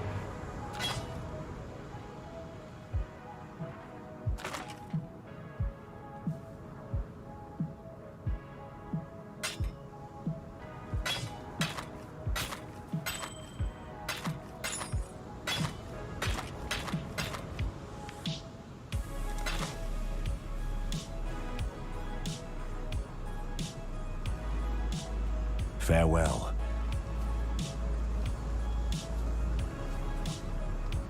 Now that we've a chance to talk without explosives and monsters around us, I'm Gwennon. Luck is my game, but it's no game. It's deadly serious. You have to believe you're going to win, or you won't. That's the nature of this life, understand? It is what you make of it. So when you gamble with me, know that it's your fault if you lose. You just didn't believe hard enough. Good luck.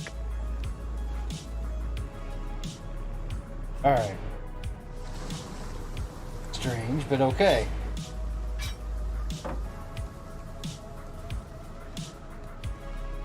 Need something? Trade stuff?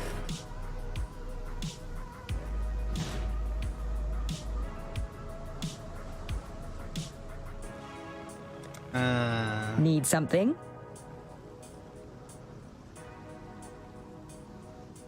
I have 45 rogues markers. I don't think.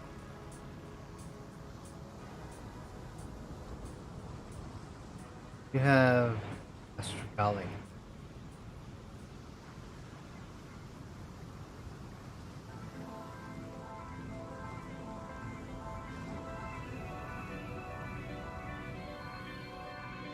Okay, I have. Okay. All right. I'll finish up here. See you again soon.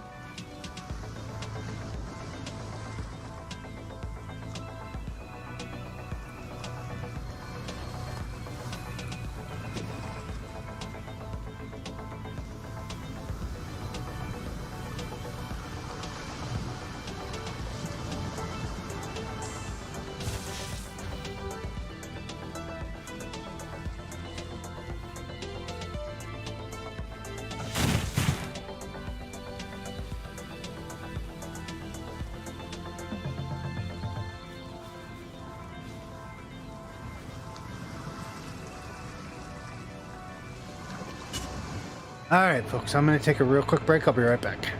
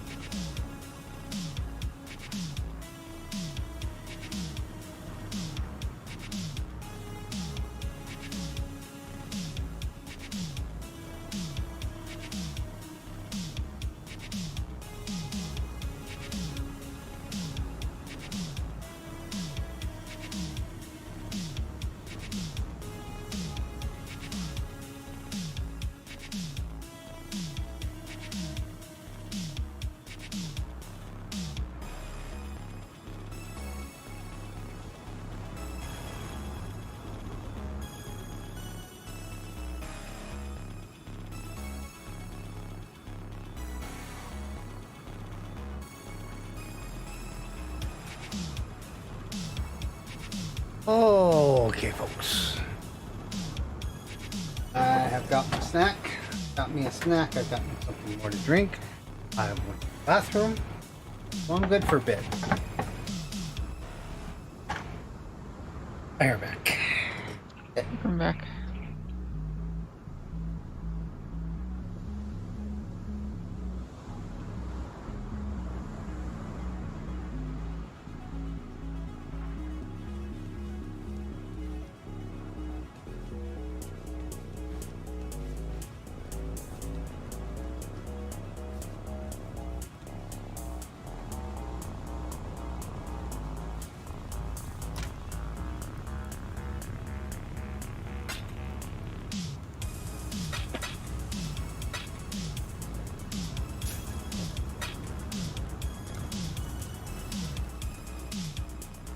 Hello.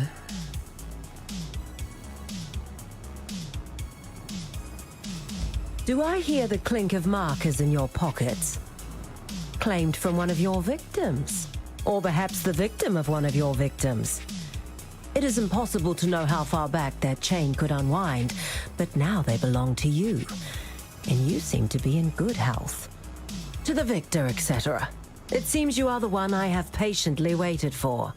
Yes, you will do just fine. Take a marker in your hand, speak these words into your mind. The ring binds us all, and to all within I shall do no harm. I will see you soon. Do I hear the clink of markers in your pockets?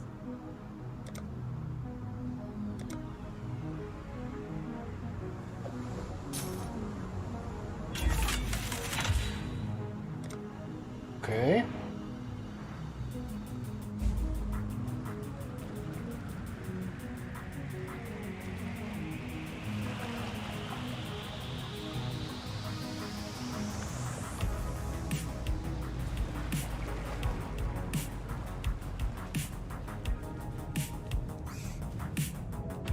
Welcome, Exile, to the Ring. I am Kurai. While you are here, you will do no harm to any of its members. You are a guest of the Ring, and the boss has no tolerance for guests who do not obey his rules. What goes around comes around, if you will excuse the aphorism. Take your time and look around. Introduce yourself to the others here. When you are ready, find me. The Ring has a job for you, if you are willing. Okay. I'll be here when you need me. Round here, people call me Tibbs. Not the quietest little sneak, and I'm not exactly nimble with these big sausage fingers. But if you find yourself on the wrong side of something heavy, you wish you thought to hire me.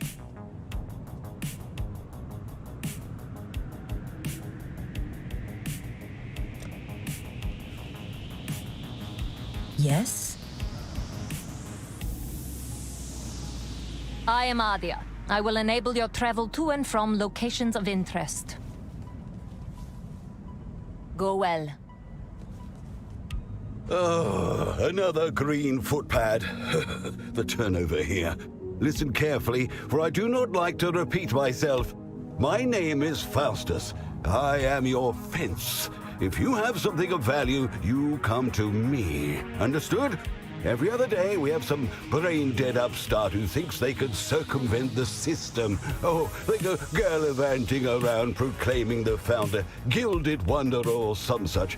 Either the Templar or another less charitable organization gets wind of it, and we never see them again. Well, sometimes we see parts of them, usually on a pike or smeared across the ground at the base of the towers. I am here for a reason. I am your protector. I am what stands between you and a very short life as a fugitive. I am your plausible deniability. Follow the rules, and you will grow wealthy and stay healthy. Okay. Happy hunting! Talamoana and good tidings. I'm Fakano, though most people know me as the Barber. If you need a trim and tidy, then take a seat. But a little fishy told me you may be more interested in a conversation than a cut. A man like myself traveling around as much as I do hears a lot of things. Everyone needs their haircut once in a while, and I am a very attentive listener. Some of the things I hear could be very lucrative to people with certain, shall we say, unscrupulous ambitions. Drop a few markers in the tip jar, and I may accidentally drop some of my meticulously well-kept notes. Have some contracts if you need one. Be here if you need me. Got something needs made or unmade? I can take them apart as fast as I put them together, sometimes faster. Or is it the other way around? I've had an idea just now for a spinning device that... Oh yes, my name is Isla. I'm an engineer. Welcome.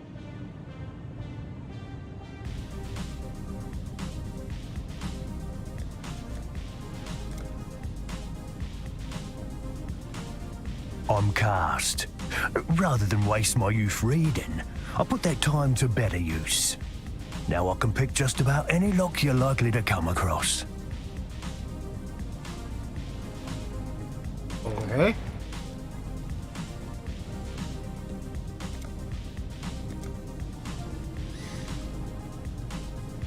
A client wishes to utilize our services. The boss would like to offer you the opportunity to assist member Cast on this job. There is room yet in the ring if you can handle the work. The details are on the contract. I suggest you review it before you set off. Speak to Aria when you are ready. She will get you within range of the mark. And try to keep your partner safe so he may do what he is best at. Cast is not as tough as he believes, but the boss has never seen another lockpick as talented.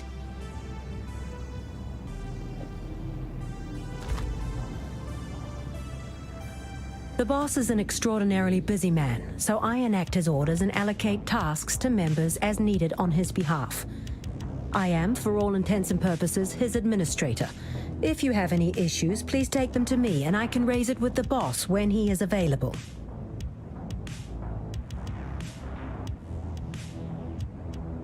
A client wishes to utilize our services. Complete the contract.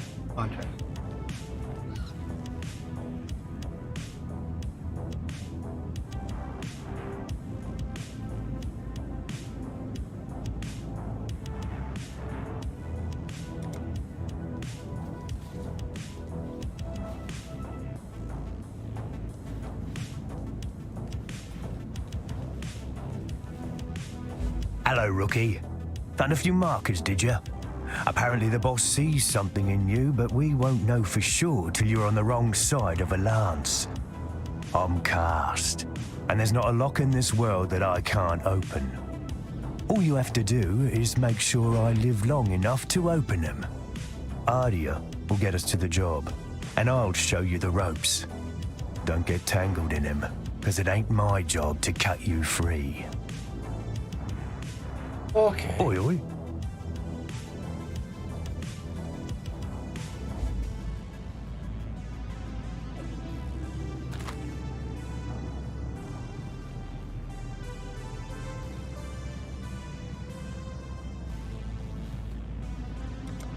Keep it simple, yeah?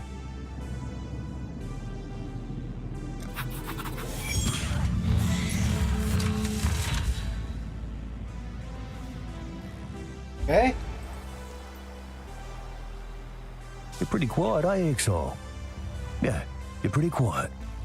Good quality in a thief.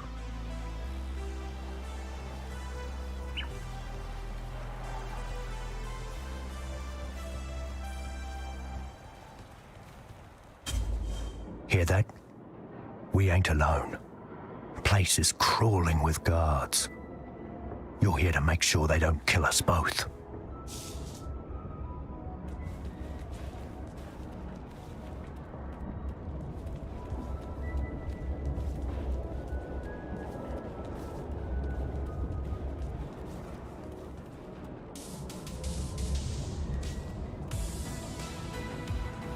Thieves, die!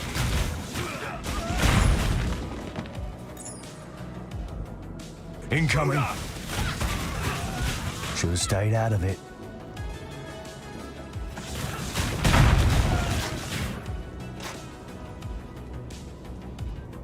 Stop! We got company.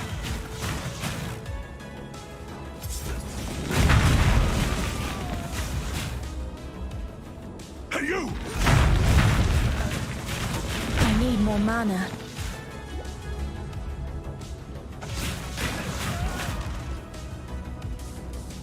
We got company.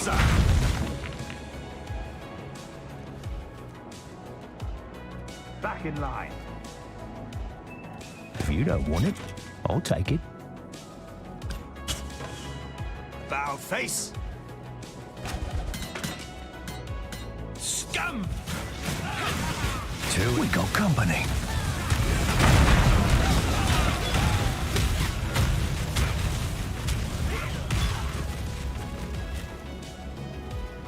Too much clutter.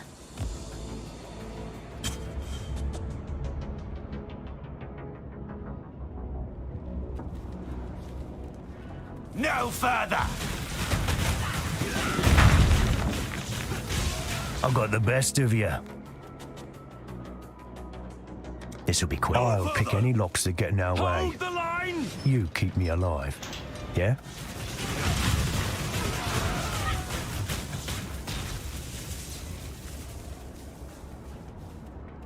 Not quick, but not hard.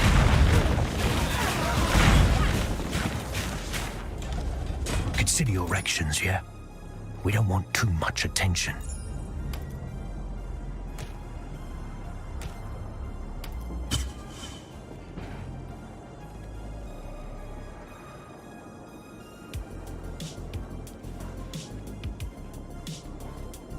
Seize them! Who put you in a bad mood? Hey, you!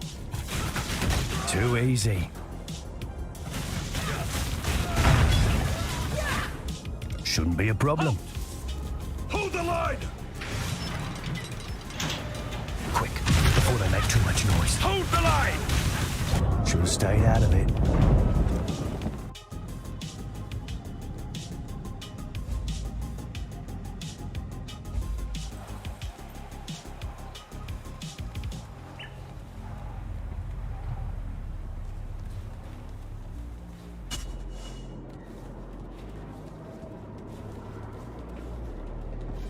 Alright, so I think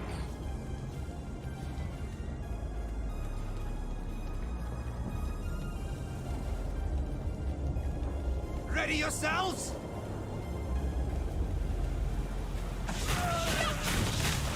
Remember your training. Oh, quick, before they make too much noise.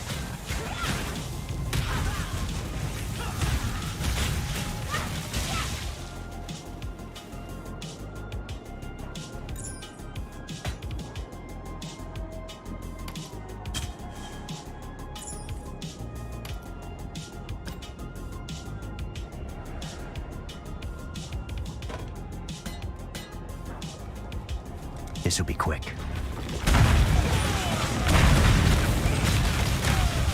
Shh, shut it.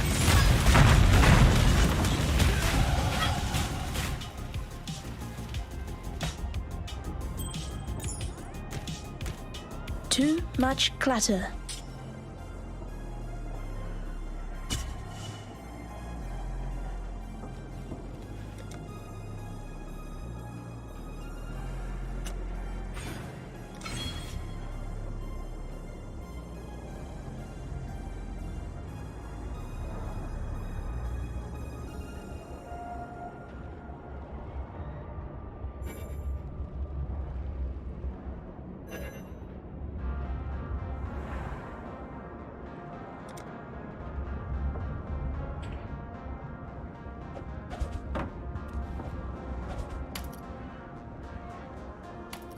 Too much clatter.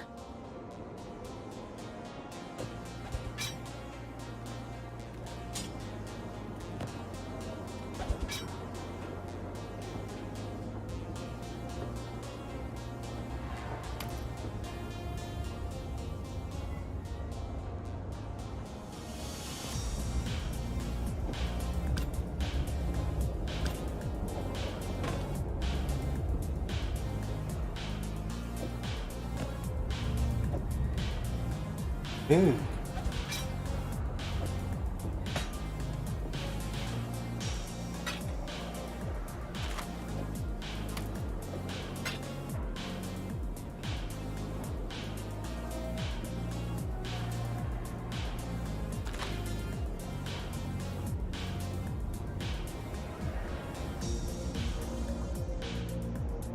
Let's see.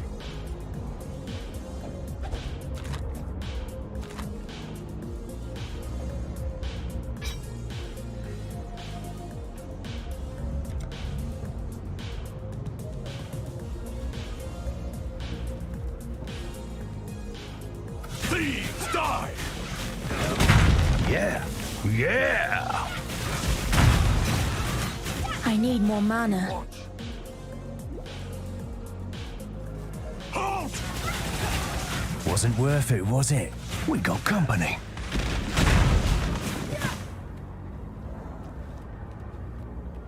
Plenty more where that came from, I reckon. Halt! Too easy. Might need to bail soon. Stop!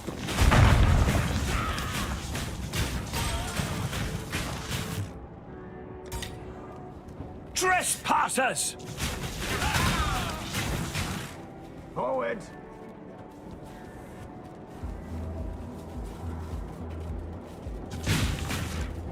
Back in line. Trespasser! Too much clatter. Really?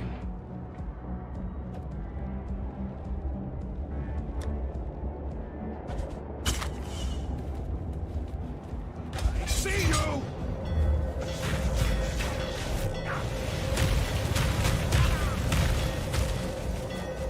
I see you!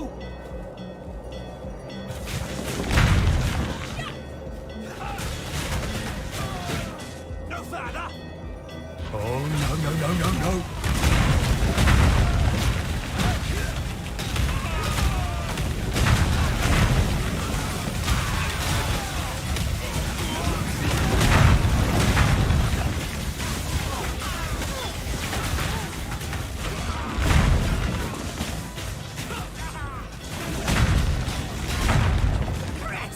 Urn's on the other side of this door. Grab it so we can get out of here. Failure means death!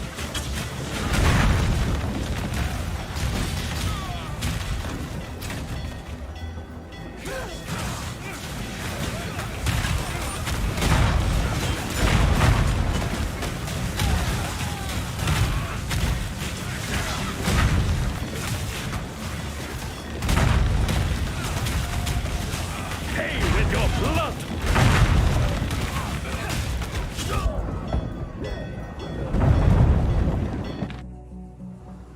Okay. So I think I'm going to avoid doing that kind of stuff. Still alive, are we? At least for now.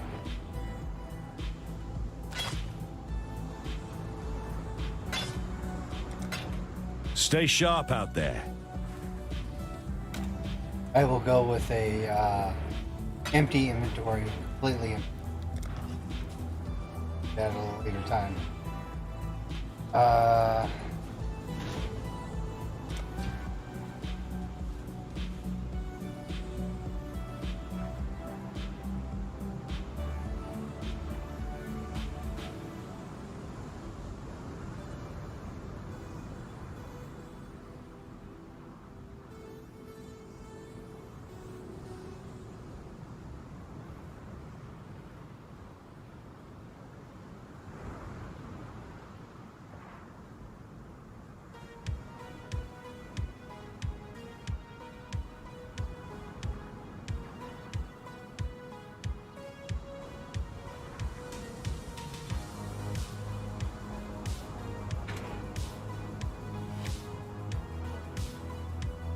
Oh, let's see here. Let's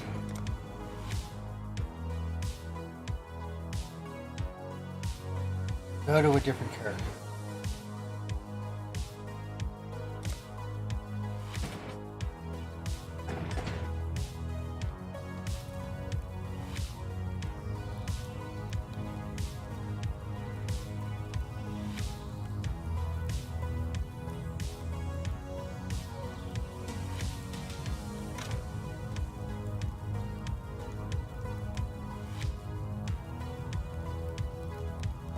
We have a spot for that.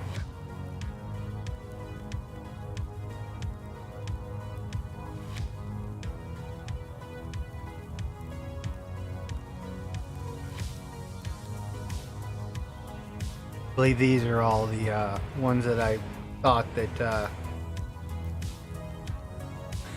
my whatchamacallit. Why is that there? Shadow.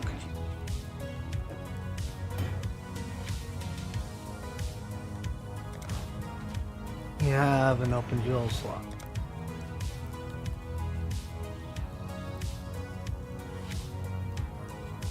He does, actually.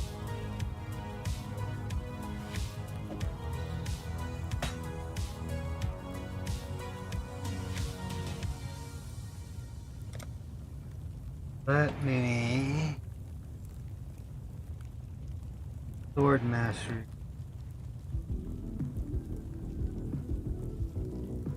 That's where I wanted to go.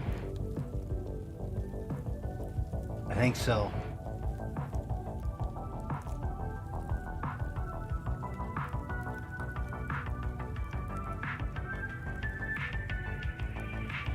I believe I was going to go straight across here into one of the other.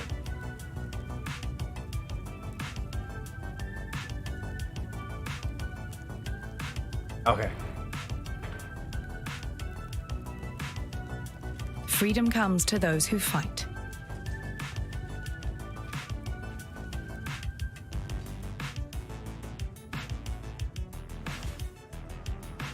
Now I gotta remember how to play this character.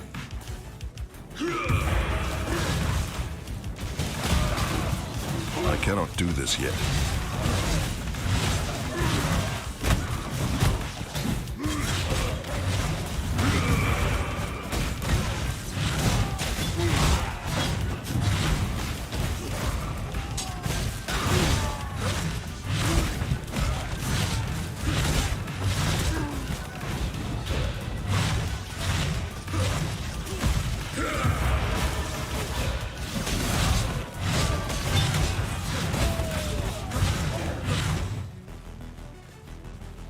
All right.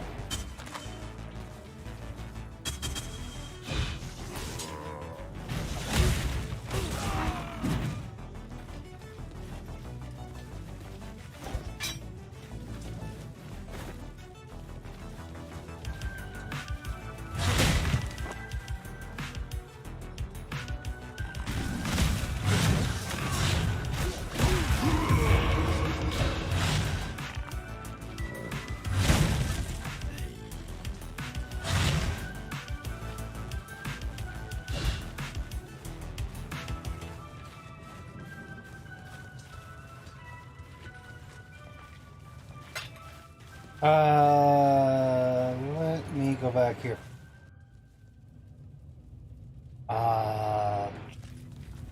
Gosh. This here, I was thinking of, but it doesn't have but 2 slots on it, sockets on it.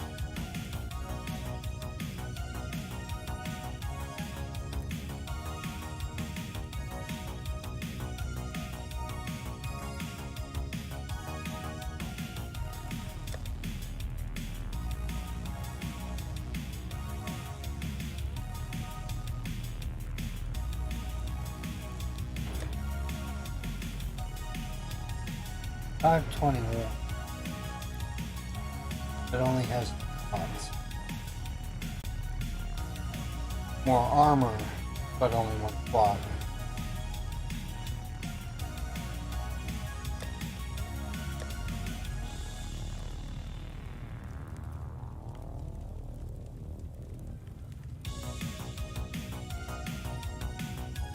$200. Be above 2.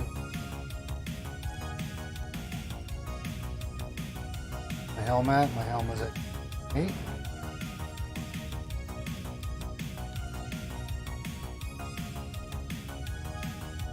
$70, but does not have, has 1 less slot. Do I have any? Ew.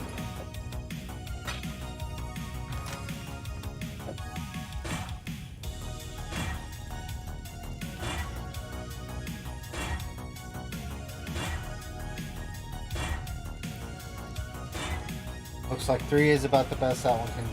Might have to throw that away. Reeves 186. I'm looking at armor because that's what matters.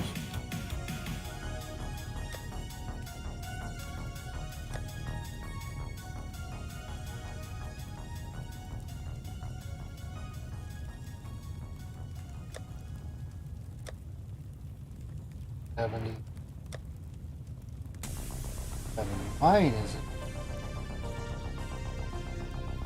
There's a sword here.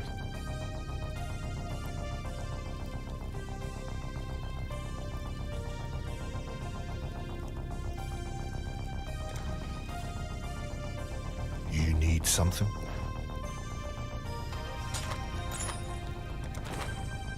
Kitava is with you. Oh, sir.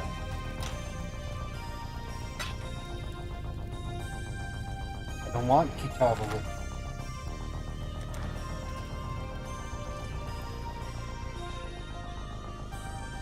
It actually makes sense.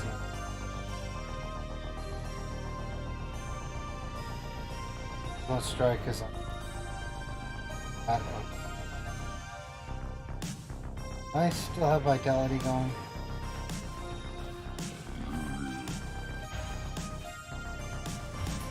Yes.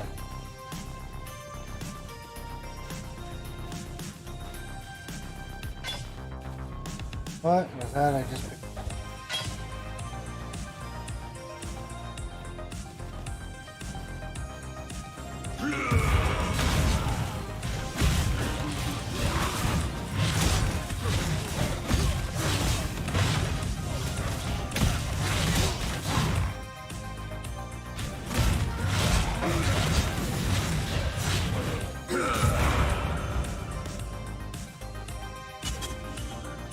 What the heck? What happened? What happened? Why can I not move?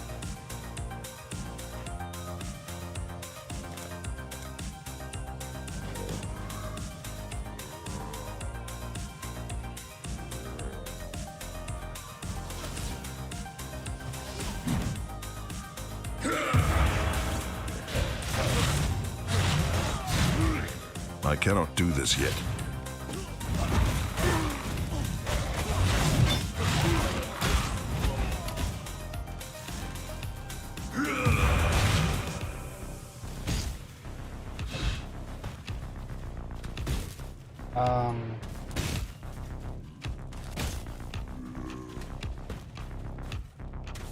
That's weird.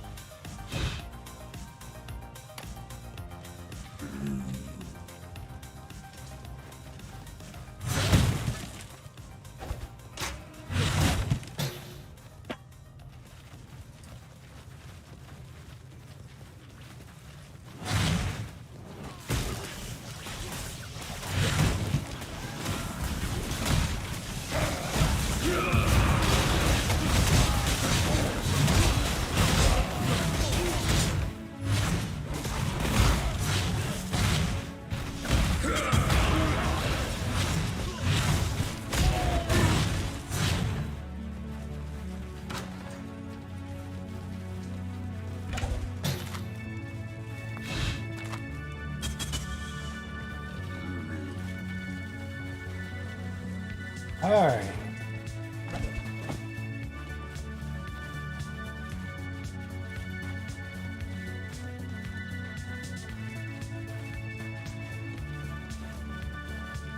Weird, but okay.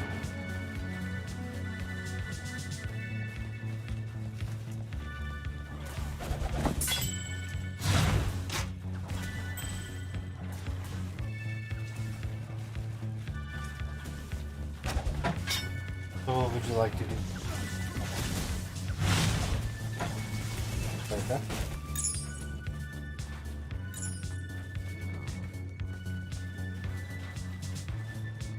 Go away if you can.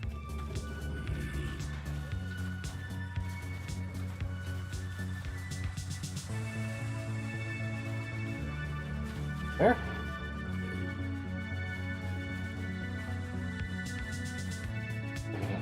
You can.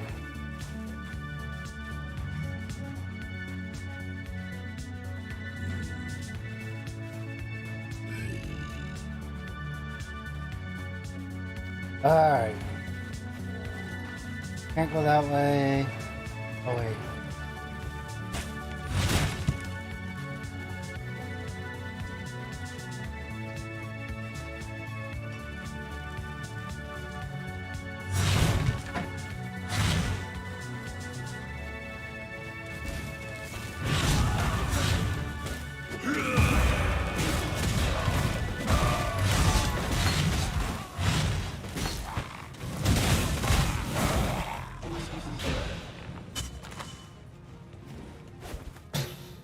There's a...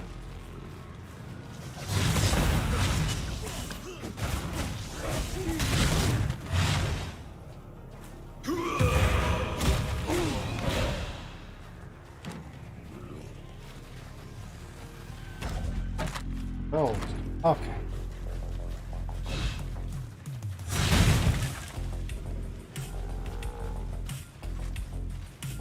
Oh wait, there's a bug.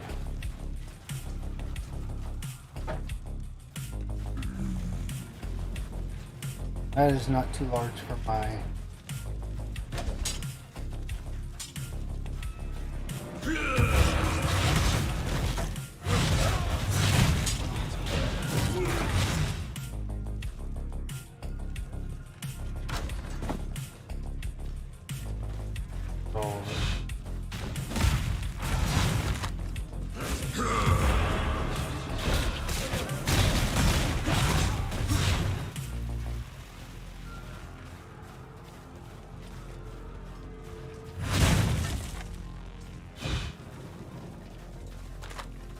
Oh.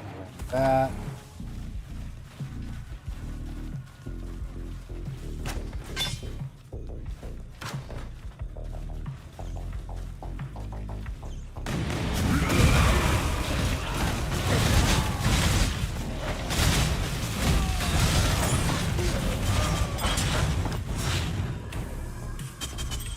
Ring.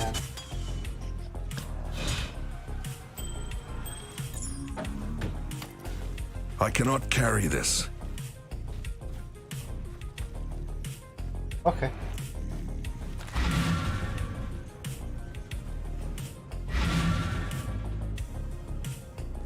Freedom comes to those who fight.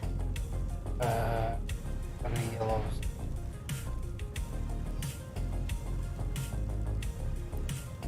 Nope, no yellows.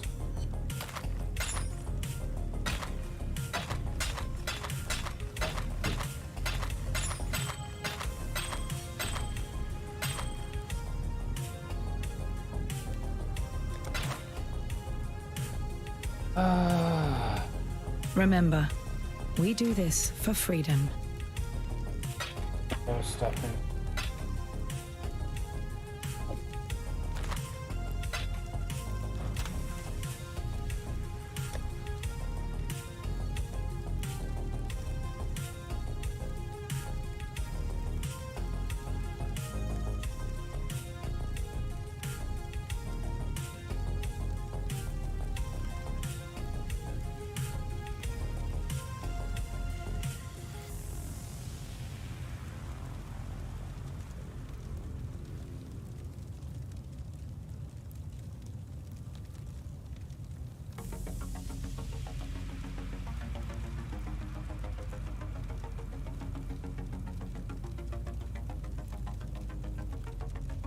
Okay.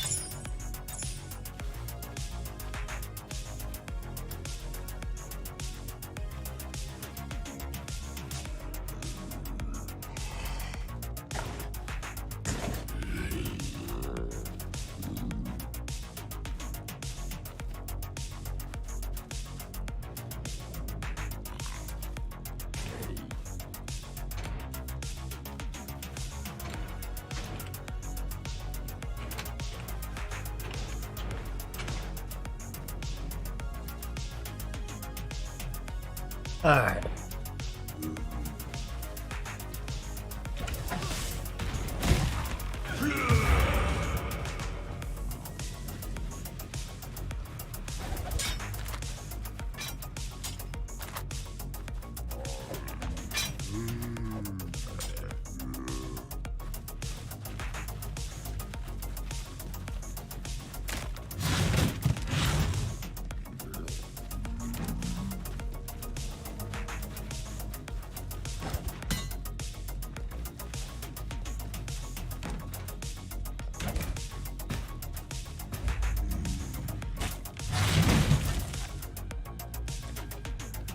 Okay.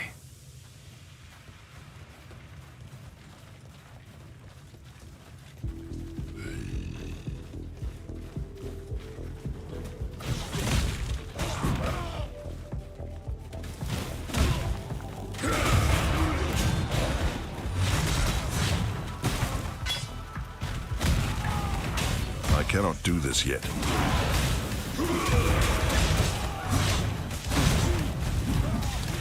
Go to Hinekora!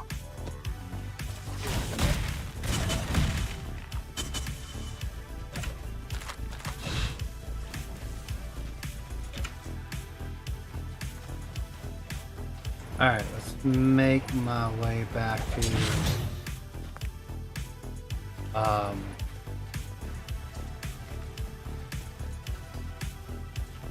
Overseer's Tower.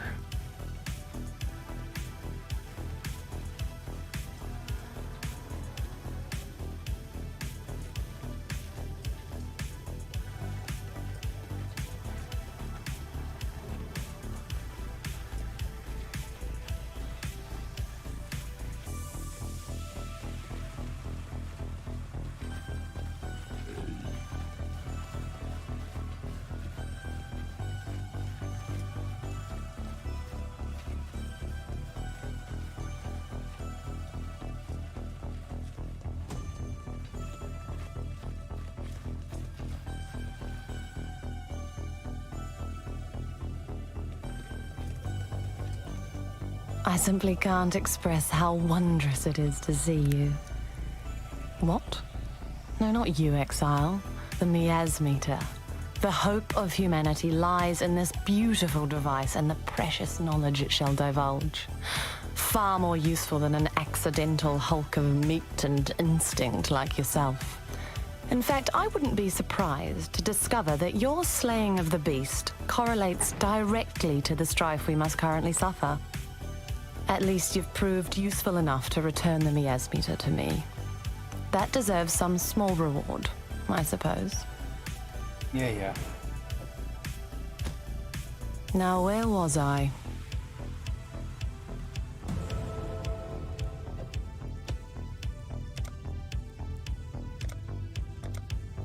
Let's see.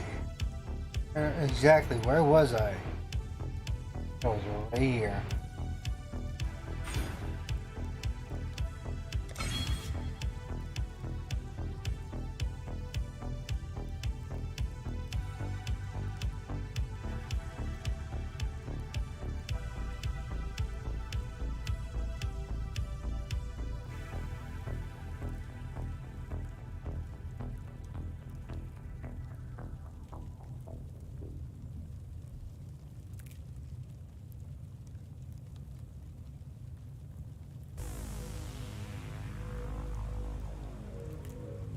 Talamoana.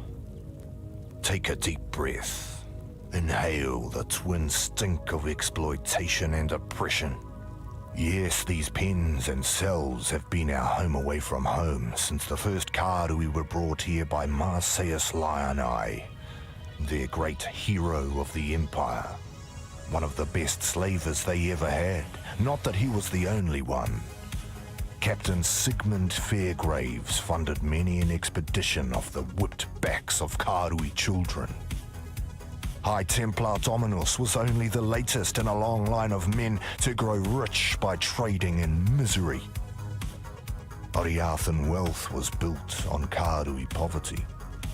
Oriathan gold will forever be stained red by Kārdui blood.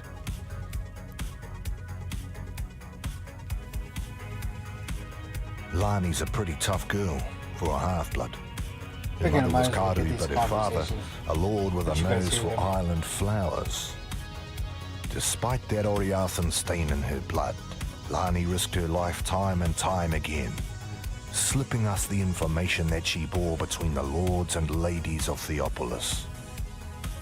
Honestly, couldn't have put the pieces of this uprising together without her. And she's a fighter. Struck down 2 overseers before a third managed to put that scratch on her. Don't worry, it won't slow her down for long. Not Lani. If it weren't for Lani, I'd have cut that bitch's throat the moment I met her. But Violenta seems to know her medicine, so she gets to live. Until Lani is better. Then Violenta will answer for her crimes against us. Overseer's Tower, this place is called. And do you know the worst thing about the men who stood here, watching us, cursing us, descending to whip and kick us like curs? They were slaves, like us, willing to turn on their brethren for a bigger cage and a few extra rations.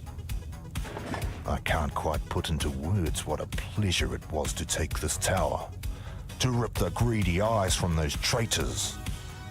Did they see it coming? I hope so. Well, I know his other names. The Black Spirit, the Cannibal King, the Ravenous One. He was all of those things before Tsukuhama slashed out his eyes, before Valakor drowned him in the sea, before Hinekora whipped him and condemned him to immortal darkness. Kitava has learned from the suffering inflicted upon him, learned what cruelty is from his own flesh and blood, learned what it means to be a slave. Now he hungers for freedom, not merely for himself, for all of us who have suffered under whip and shackle. Kitava is the tormented one, destined to rise up from the darkness and banish cruelty from this world, and we, his children, rise with him. Old Red Eyes. He's been quiet for a long time, just like Kitava and Tsukuhama, all of the old gods. Now Innocence has woken up, and with him, power like I've never seen the Templar wield before. It's all right though. We slaves, we've got our own god looking out for us now. I can see him in the eyes of my brothers and sisters, smell him in the blood we've spilled, hear his call in the screams of the fallen. I don't rightly know where the gods have been or what's brought them crawling back, nor do I really care. All I need to know, my friend, is that we're not alone anymore.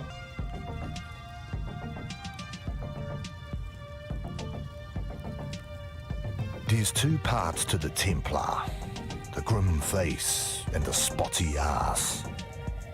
Out front, you've got the Templar courts, usually the last place our Hatungos see if they're stupid enough to preach their craft within a Templar's hearing. Oriath's woodmongers must do a roaring trade with that place. When the wind blows right, you can even smell the aroma of barbecued blasphemer from here. The arse end, that's the Chamber of Innocence. It's where the real earnest believing gets done, where the young Templar go to pay their respects to God Almighty and get the good sense baptized out of their heads. I've not seen the inside of the chamber myself, but you can feel it from over a block away. Like there's an eye in your gut, peering through your insides, looking for even the tiniest stain of sin. I tell you, sane people go in one end of that place, ash and apostles come out the other. Watch yourself in there. With Dominus away in Rayclast, someone had to keep the wheels of oppression turning. Avarius was only too happy to take the job. He'd had plenty of practice already, of course. It was Avarius who led some of the largest and most crippling raids upon the Ngāmakanui and the Ngākura It was on his orders that men, women and children were shackled and shipped like cattle to Theopolis. And it was Avarius who spent 5,000 Karui lives building his Templar courts and his Chamber of Innocence, who had wives and daughters scrub their husbands' and fathers' blood from the stones so as to preserve their purity. When you meet Avarius, feel free to exact a little extra vengeance in the name of Karui's suffering. For freedom. Greetings. We'd been planning it for months, spreading the word, stealing weapons, gathering support. Utula and his followers did most of the dirty work. I just carried a few messages here and there. Should have known I'd end up like this when the real fighting started. In the darkest hour before dawn, that's when we broke our chains. And as many overseer necks as we could wrap our hands around.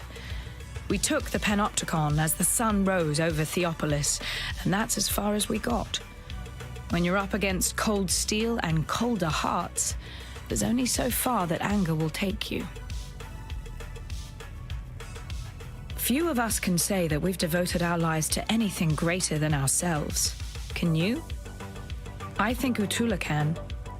Since the day I met him, I've seen Utula do nothing that wasn't in the service of his people. He's a smart one. He could have escaped. He could have sailed off to Namakanui and never looked back. Yet there he stands, our herald of freedom. I might die of this wound, yet I'd be giving but a fraction of what Utula has to honor the Karui way. I'd be dead right now if not for Violenta. I just hope I live long enough to repay her. And how will I do that? By talking Utula out of his inclination to slice Violenta's throat open. As far as I'm concerned, our pasts are as broken as our chains. For freedom. Hello. In contrast to the company she keeps, Lani has quite an astute mind. I put it down to that Oriathan education she's managed somehow to procure. Whilst quelling whatever resistance you might meet in this noble coup of yours, you'd be well advised to look to Lani for counsel. She'd make the finest of advisors, second only to myself, of course. Utula might appear to conduct himself with honesty and honor, yet has all the telltale signs of a desperate man born of desperate times. As the cornered animal will bite and claw, the cornered man will lie, steal, and murder in the name of survival. It's understandable, and deadly if underestimated. I can't really fault Justicar Casticus, a man committed heart and soul to upholding the law. Of course, law isn't the same thing as justice, and men like Casticus lack the imagination necessary to make that distinction. Avarice, innocence. I'm not sure there's a great deal of difference. Around the time I heard the beast's mortal scream, the newly appointed High Templar Avarius went through something of a revelation. The manner in which he speaks and acts now would indicate that he believes, without doubt, that he is some earthly embodiment of God. That's faith for you. It'll reduce grown men to the madness of infancy. I gave Piety everything, devoted my life to her work. What did that thankless bitch do for me in return? Left me here to polish her beakers while she pursued glory in Rayclast. Oh. You killed her, did you? Likely as not, you'd have killed me too had I been there. In that case, perhaps we both got exactly what we deserved. Piety and I have devoted ourselves to the betterment of the human condition. As for our methods, Piety had a saying that summed it up nicely. Would you consider the feelings of the stones when constructing a glorious cathedral in the name of God? Casticus supplied us with slaves, mostly Karui, and I put them to good use. In fact, I believe their participation in my experiments elevated them from squalor to splendor. Our subjects were able to give their otherwise meaningless lives to something greater than themselves. Isn't that what we all want in the end? Now, where was I? All right. Well, I'm going to take a quick break here, folks, and I will be right back.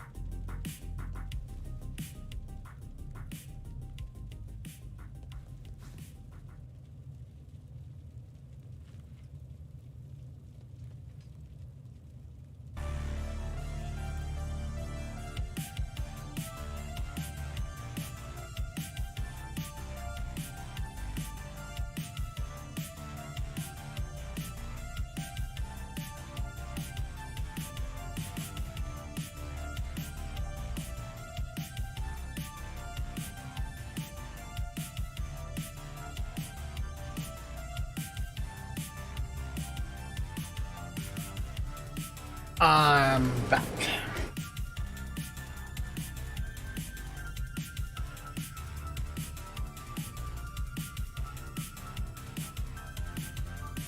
Oh, that is interesting.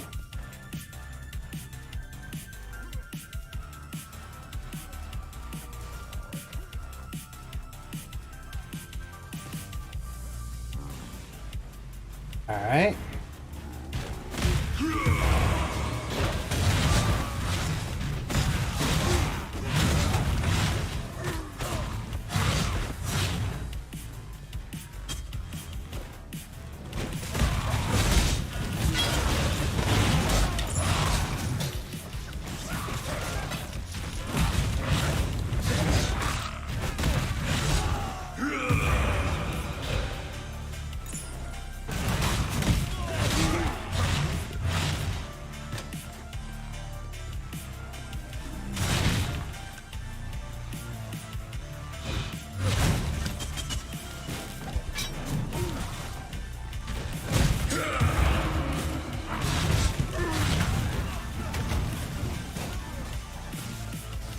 I cannot do this yet.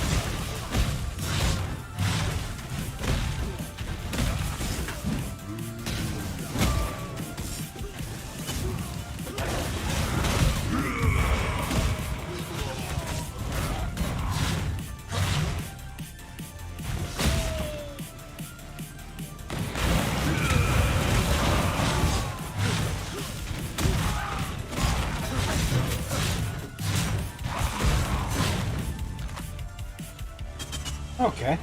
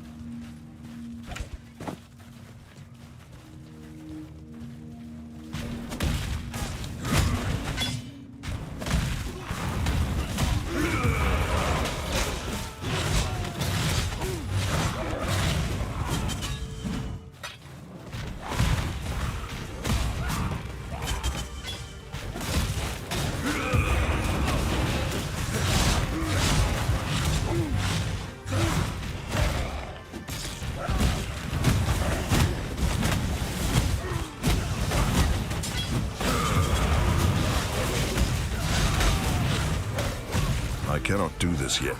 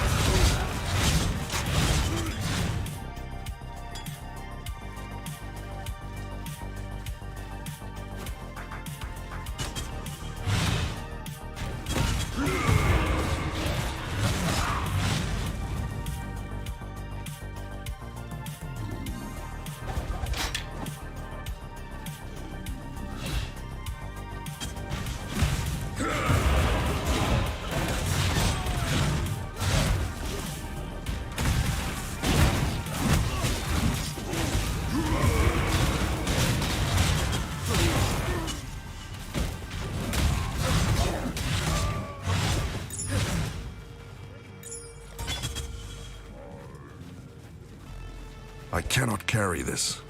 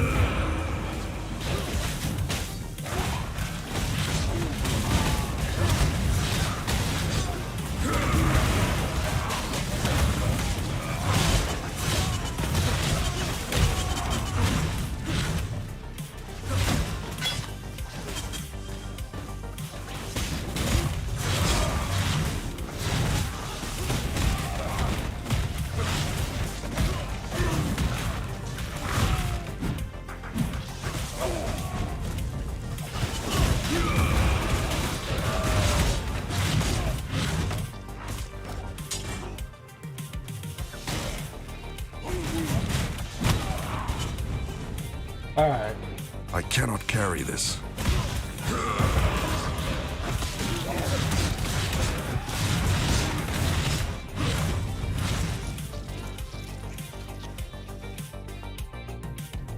I need to go back.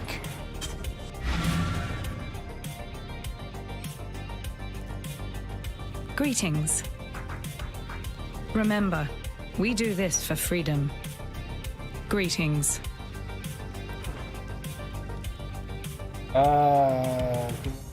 I do have some.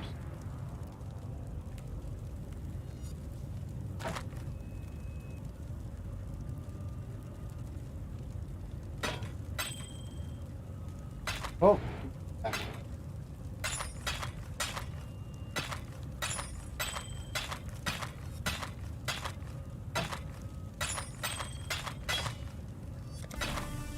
Hello. Remember, we do this for freedom.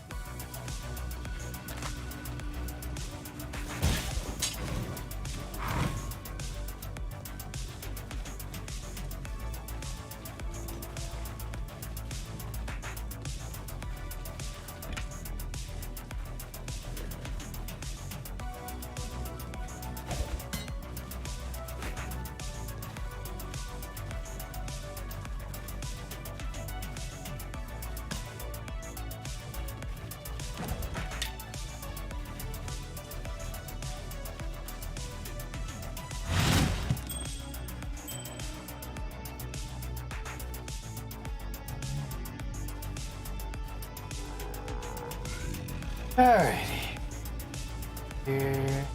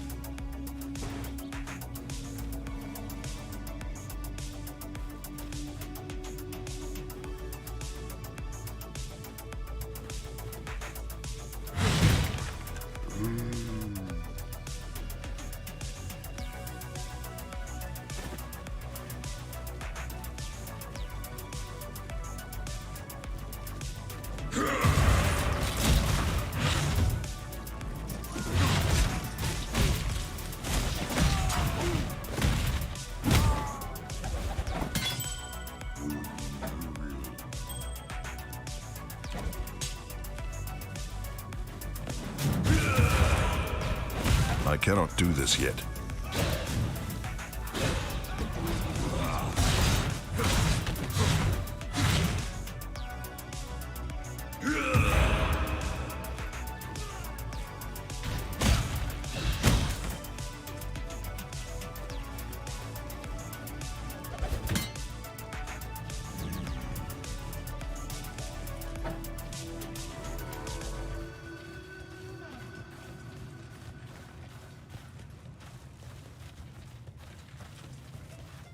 Alrighty. Onward and upward, okay?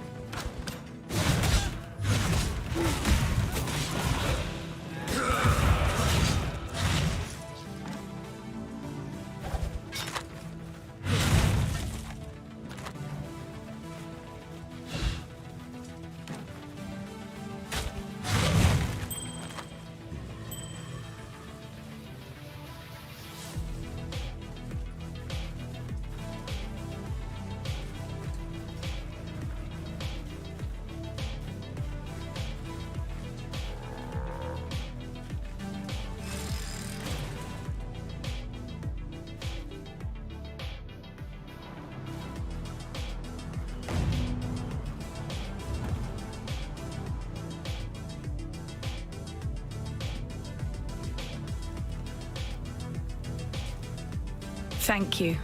By killing Casticus, you've given us a fighting chance. And about his eyes, I'm sorry you had to do that.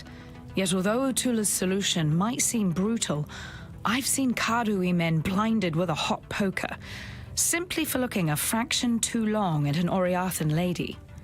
Yes, this is war. And just a little revenge, too. Take something. A token of our thanks. Sure.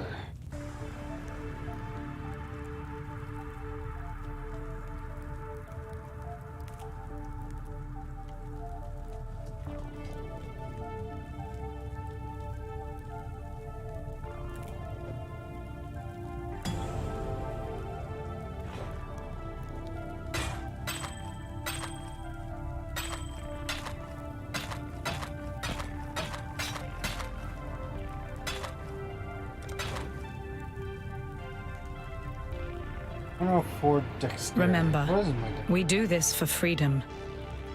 2. Okay, so just a slight in.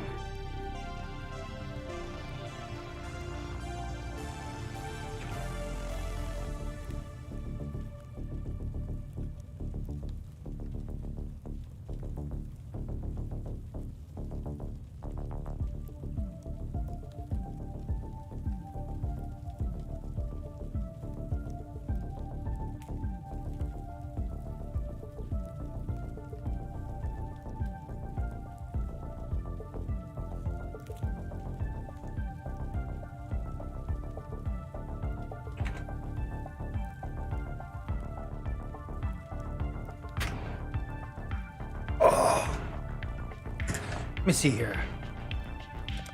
Quest complete. Yes, what is it? For freedom. So you made Justicar Casticus see the light, did you? Couldn't have happened to a nicer fella. Yet now I've an even more charming chap for you to make the acquaintance of. He's over at the Chamber of Innocence, beyond the Templar Court, and I bet he's just dying to meet you. It's High Templar Averius I'm talking about. Although he's so filled to the eyeballs with innocence that it's hard to tell where the man ends and the god begins these days. Well, that's good news for us. Kill the man, and you kill the god. And what are the Templar without their god? Lambs in a slaughterhouse. Kuda. Let's see. I am level 47.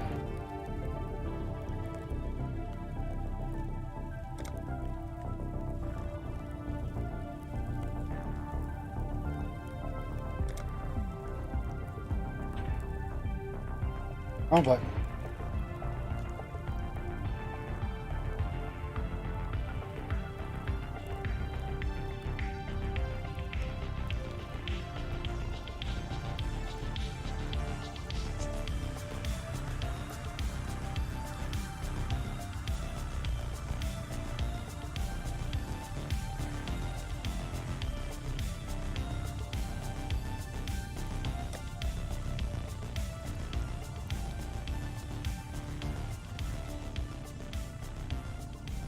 Do I have... Oh. Perhaps...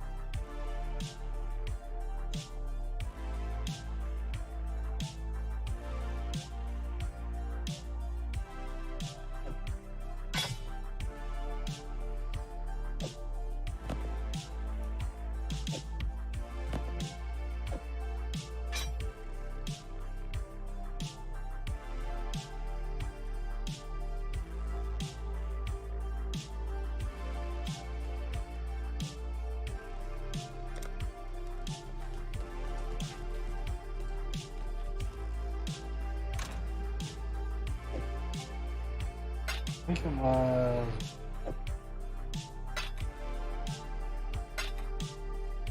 Oh.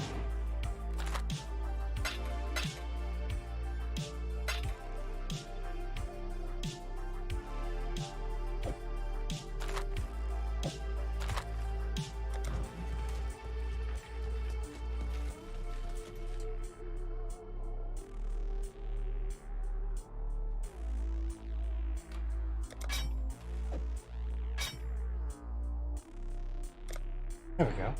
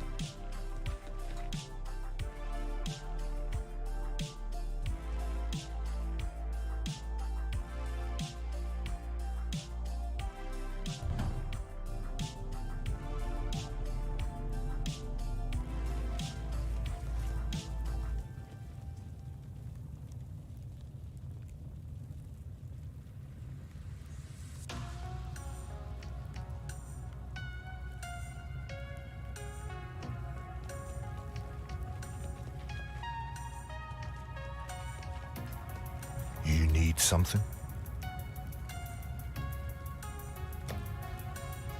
Perhaps.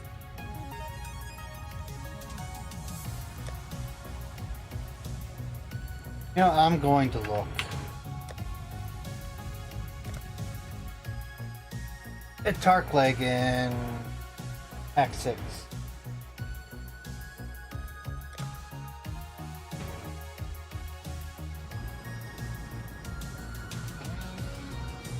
Welcome. Welcome. See what sort of stuff you.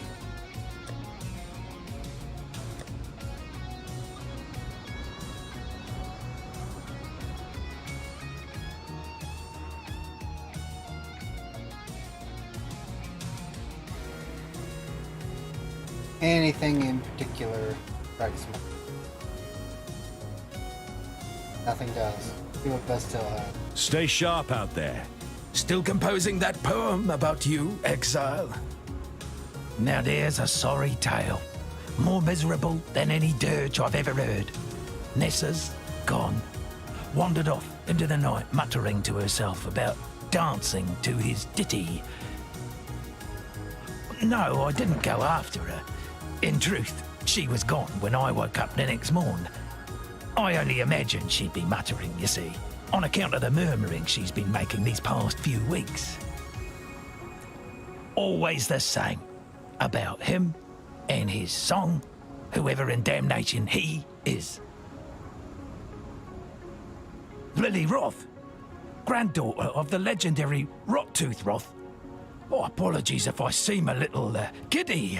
It's not any old day you get to meet marine royalty. I mean, you know how I feel about pirates and all, but the Roths have as much in common with those scurvy sea rats as a shark does with a goldfish. Lily has her granddaddy's blood in her veins. It's plain for all to see. Look at the luster in her eyes, the ruddy blush of her skin. That there's a pirate princess, and no mistake. Ah, okay. Yes, we live in curious times indeed. A time when old stories are being birthed, mewling and puking into our world of dirt and blood. It's all a bit inspiring, really. Hence, I've written a little something. Ancient anecdotes now wake from their beds, looming in our fears, towering above our heads. Age-old lusts and bygone greeds, walking and reeking as humanity bleeds. Rivers of history, lakes of blood, the gods stand upon us as we cower in the mud. You won't find a sailor that doesn't whisper a quiet prayer to the Brine King before casting off. In fact, under the maddening radiance of a full moon, the more superstitious captains would drown some poor slave or failed mutineer just to keep old Tsoagoth happy. No, that wasn't a sneeze. That's the fish god's old Asmerian name. It's considered foul luck to speak it on board a ship. A keel-hauling offence. You'll not find a more renowned pirate as Walem Rocktooth Roth. In times when Fairgraves was still a whelp earning his sea legs, Rocktooth was prowling the Strait of Orioth in his ship, the Black Crest. It's said he built it himself, lining its hull with the bones of some great sea beast he slew with nothing but a harpoon and a bottle of rum. Never was there a more nimble, more ferocious vessel, like that Leviathan spirit still lived and breathed in its timbers. No one sighted Rocktooth for 20 years or more, but I know where the Black Crest is. The ship graveyard, no less. Seems that Walem Roth might have had his last meal with Lady Mervale. Interesting. Now, I'm sure you've noticed that Lion Eyes Watch has seen me. Welcome. I wonder how much Lily squeezed out of those refugees from Oriath. Yes, she did risk her life and ship to save them, but I knew the Lily of old, a damn fine smuggler. And that Lily never did a good deed that didn't also turn a profit. I had a life before Lion Eyes Watch. Not much of one by some people's standards, but it was good enough for me. Lily and I, we'd smuggle a bit of booze to keep our purses full. We were good at it, too. Made us a fine partnership, her quick mind and my steady nerves, right up until the day she left me drunk and trussed on Pennant's Quay. By the time the blackguards unwrapped their present, she was halfway to Trathus. That's how I ended up here. Yes, it smarts a bit to look at her, but what right have I to say where the flotsam finally washes up? Never took much stock in the stories Lily told. Didn't sit right, those full moon sacrifices her and her ilk would do out on the open water. But now, in light of everything, I'm obliged to reconsider. If it meant Nessa might be spared the attentions of that wretched Brine King, I'd even be inclined to slit a mutineering throat or two myself. Farewell.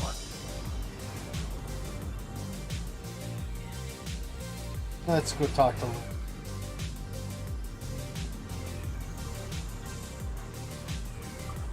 Still here, Sin? Oh, I guess.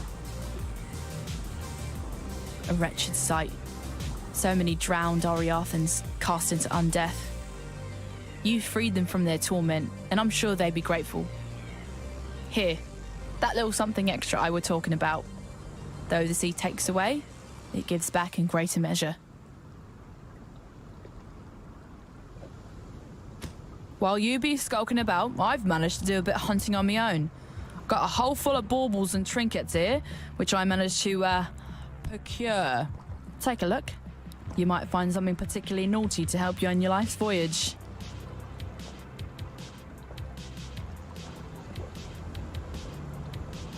Walem Roth. Here, let me share something I remember from your granddaddy's stories. No sooner had the others turned in fear from the great white Leviathan did Walem load the ballista with his final harpoon. And right then he vowed to sea and sky that he and he alone would be the one to finally kill this bastard son of the Brine King. The ballista fired and the harpoon smote that creature right between the ribs as it made to dive back under the angry sea. Thick clouds of blood bloomed beneath the waves, roses flowering in the black water, and impossible though it seemed, the already shadowed ocean grew darker still. He used the bones of the great beast to reinforce the hull of his ship, the Black Crest. Old Rocktooth, he's a true legend, a real pirate hero. I can only hope one day my own stories will reach his ears and make him proud of the granddaughter he had to leave behind. Yeah, I knew Tarkley, if you catch me drift. He's got no time for his old bunkmate these days, though. Too gaga-eyed over his lost cause of a fishwife Nessa. Time was, Tarkley and I would smuggle all about the coast of Oriath. Oh, good days they was. Sweet with rum, nothing but the wind and salt in our faces, freedom in our hearts, and the law on our tails. But I could tell he were getting ready to make feet for children's stockings with me, so I cut him loose. Not a spark's chance under the ocean the dreaded Lily Roth's gonna wind up swelling like some drowned carcass. Still, nice to work with that bugger one more time, just for old time's sake, you know? That scallywag. I reckon Bestel thinks I'd be the kind of lass who'll bed down with any sort of rascal. Not too far off, I guess. He is rather sweet, but not the most comely of figures. Actually, he kind of reminds me of my grandfather, Waylon Roth, a poet and scoundrel extraordinaire he be. Bestel's but spittle from the mouth of old Rot-Tooth Roth. Ahem. Bust my blind cheek, said the sailor to the doxy. She sports her dairy treats afar and relishes her moxie. But a fire ship will sink the broken neath the ocean waves. Tip nutmegs a deadly token, sends captains to their graves. You have the look of a wayfarer about you. I've a few bits and bobs in the hold that I managed to salvage from Oriath. Might be you're in the market for a little insurance for the road. The sort of nautical charm or a quaff of tonic be providing.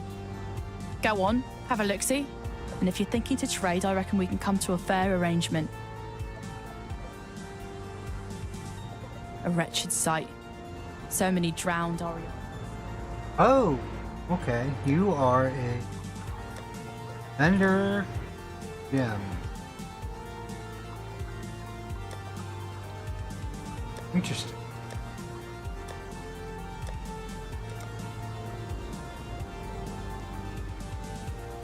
Got anything to say there, Sin? Yes. If she is to be of any use to us, the Umbra's spirit must be wrenched from her mortal manifestation and lashed to our greater cause. That is your task. For my part, I shall negotiate the terms of her cooperation. With a tragic kiss and lasting embrace, her essence shall pass into me as if she were a sweet breath from the mouth of my lover. It is a sacrosanct sacrifice for all involved. Thankfully for you, all I ask is that you do what you clearly do best. Kill.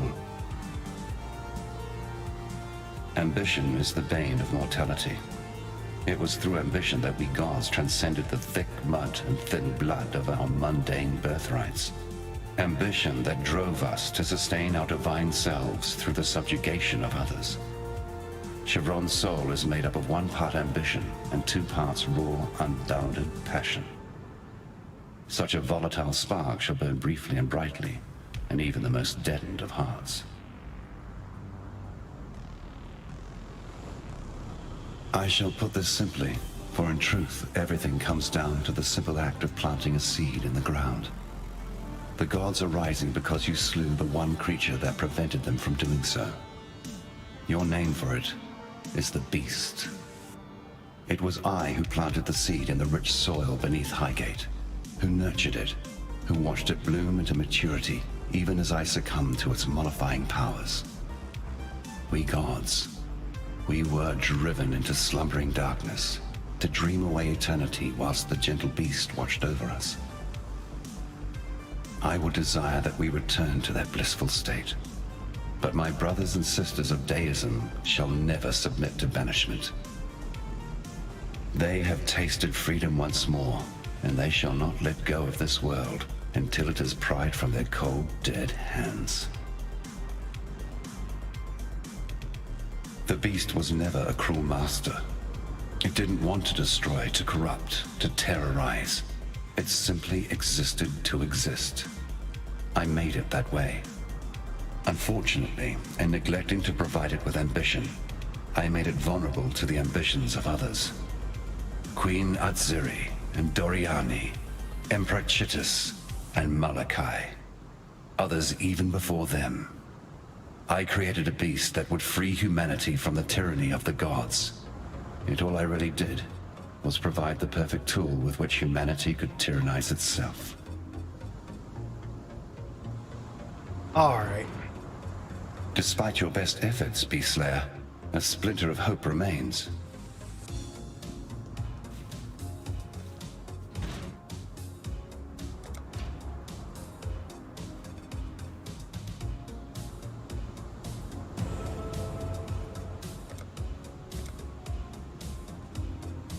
Can I drop these in here? We can. Good. All right.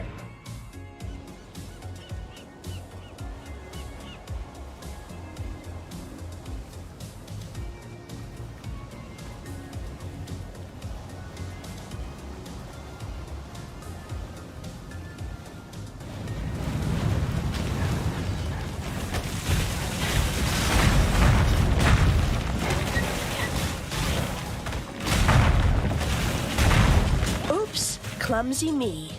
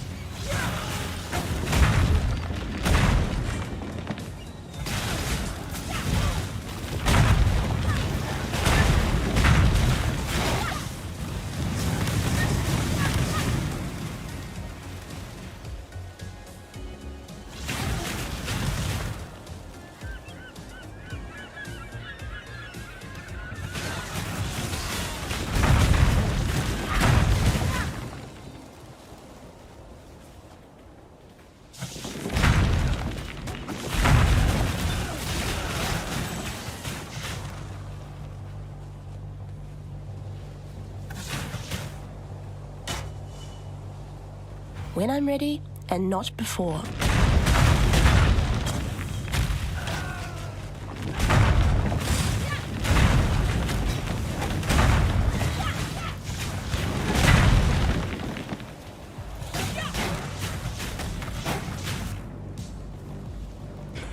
Okay.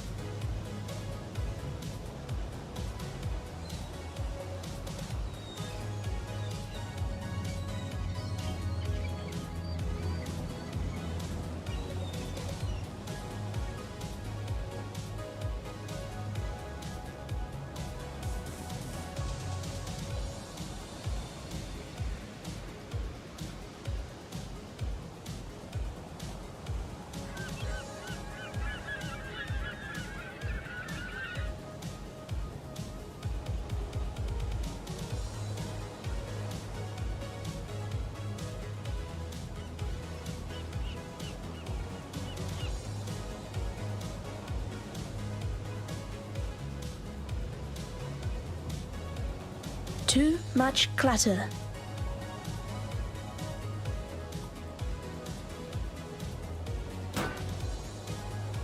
Okay. Go back to Lion Eye's watch and turn in stuff and I'm done.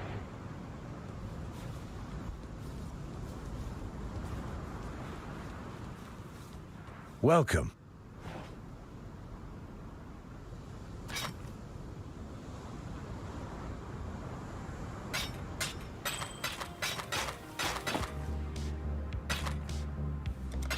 Farewell.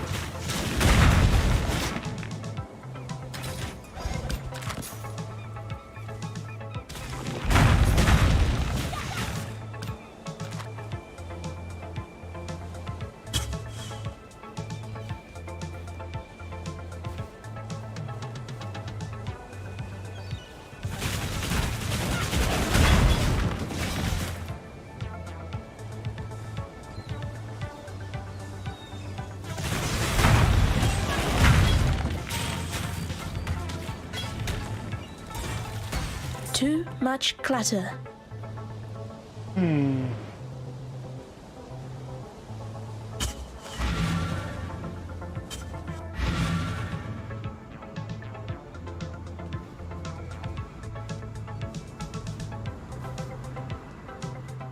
Welcome.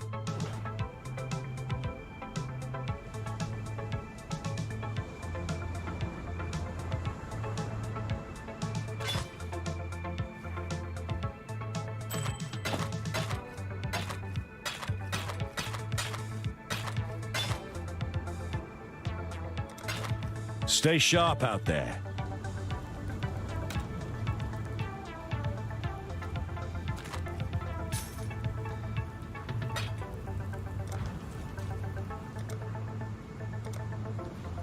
I'll be back in a moment.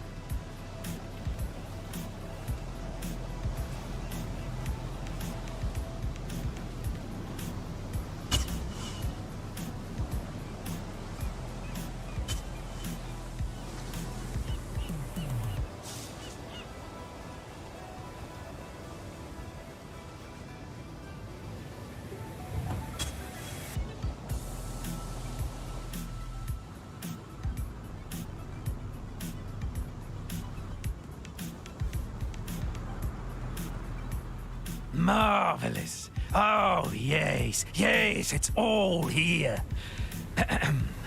Act 1, Scene 1. Along the shoreline, the beach grass sways. A blazing sun sinks 'neath sparkling bays. Oh, strange be the night when the drowned dead rise. Excuse me. And a pale moon ascends upon cold skies. The stranger still is lost to me. Those silken pillows upon which I lay at sea. It's moody, atmospheric, not as funny as I remember. But I'm sure it gets better in Act 2. Regardless, you have my thanks. Please, take something for your efforts. And next time you're in town, do come and see the show. I'll leave your name at the door. If I can salvage a door from somewhere, that is. What do we have?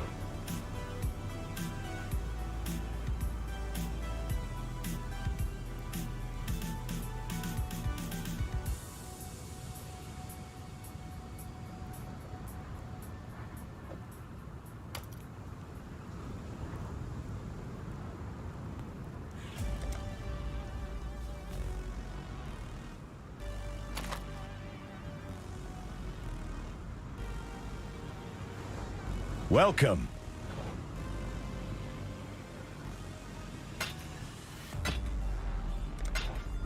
Stay sharp out there.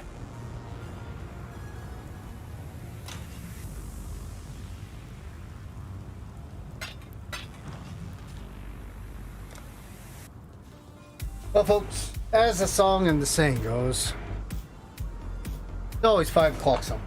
Unfortunately, it's that time for me. I might know. On the stream for the day and call it good.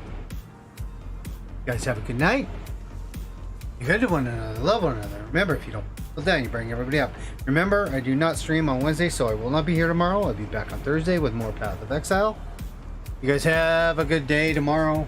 Don't forget to like, subscribe, follow, donate, leave a comment, ring the notification bell, whatever it is you feel comfortable doing on the platform you're currently watching on. Have a good night, everybody. I'll see you on Thursday.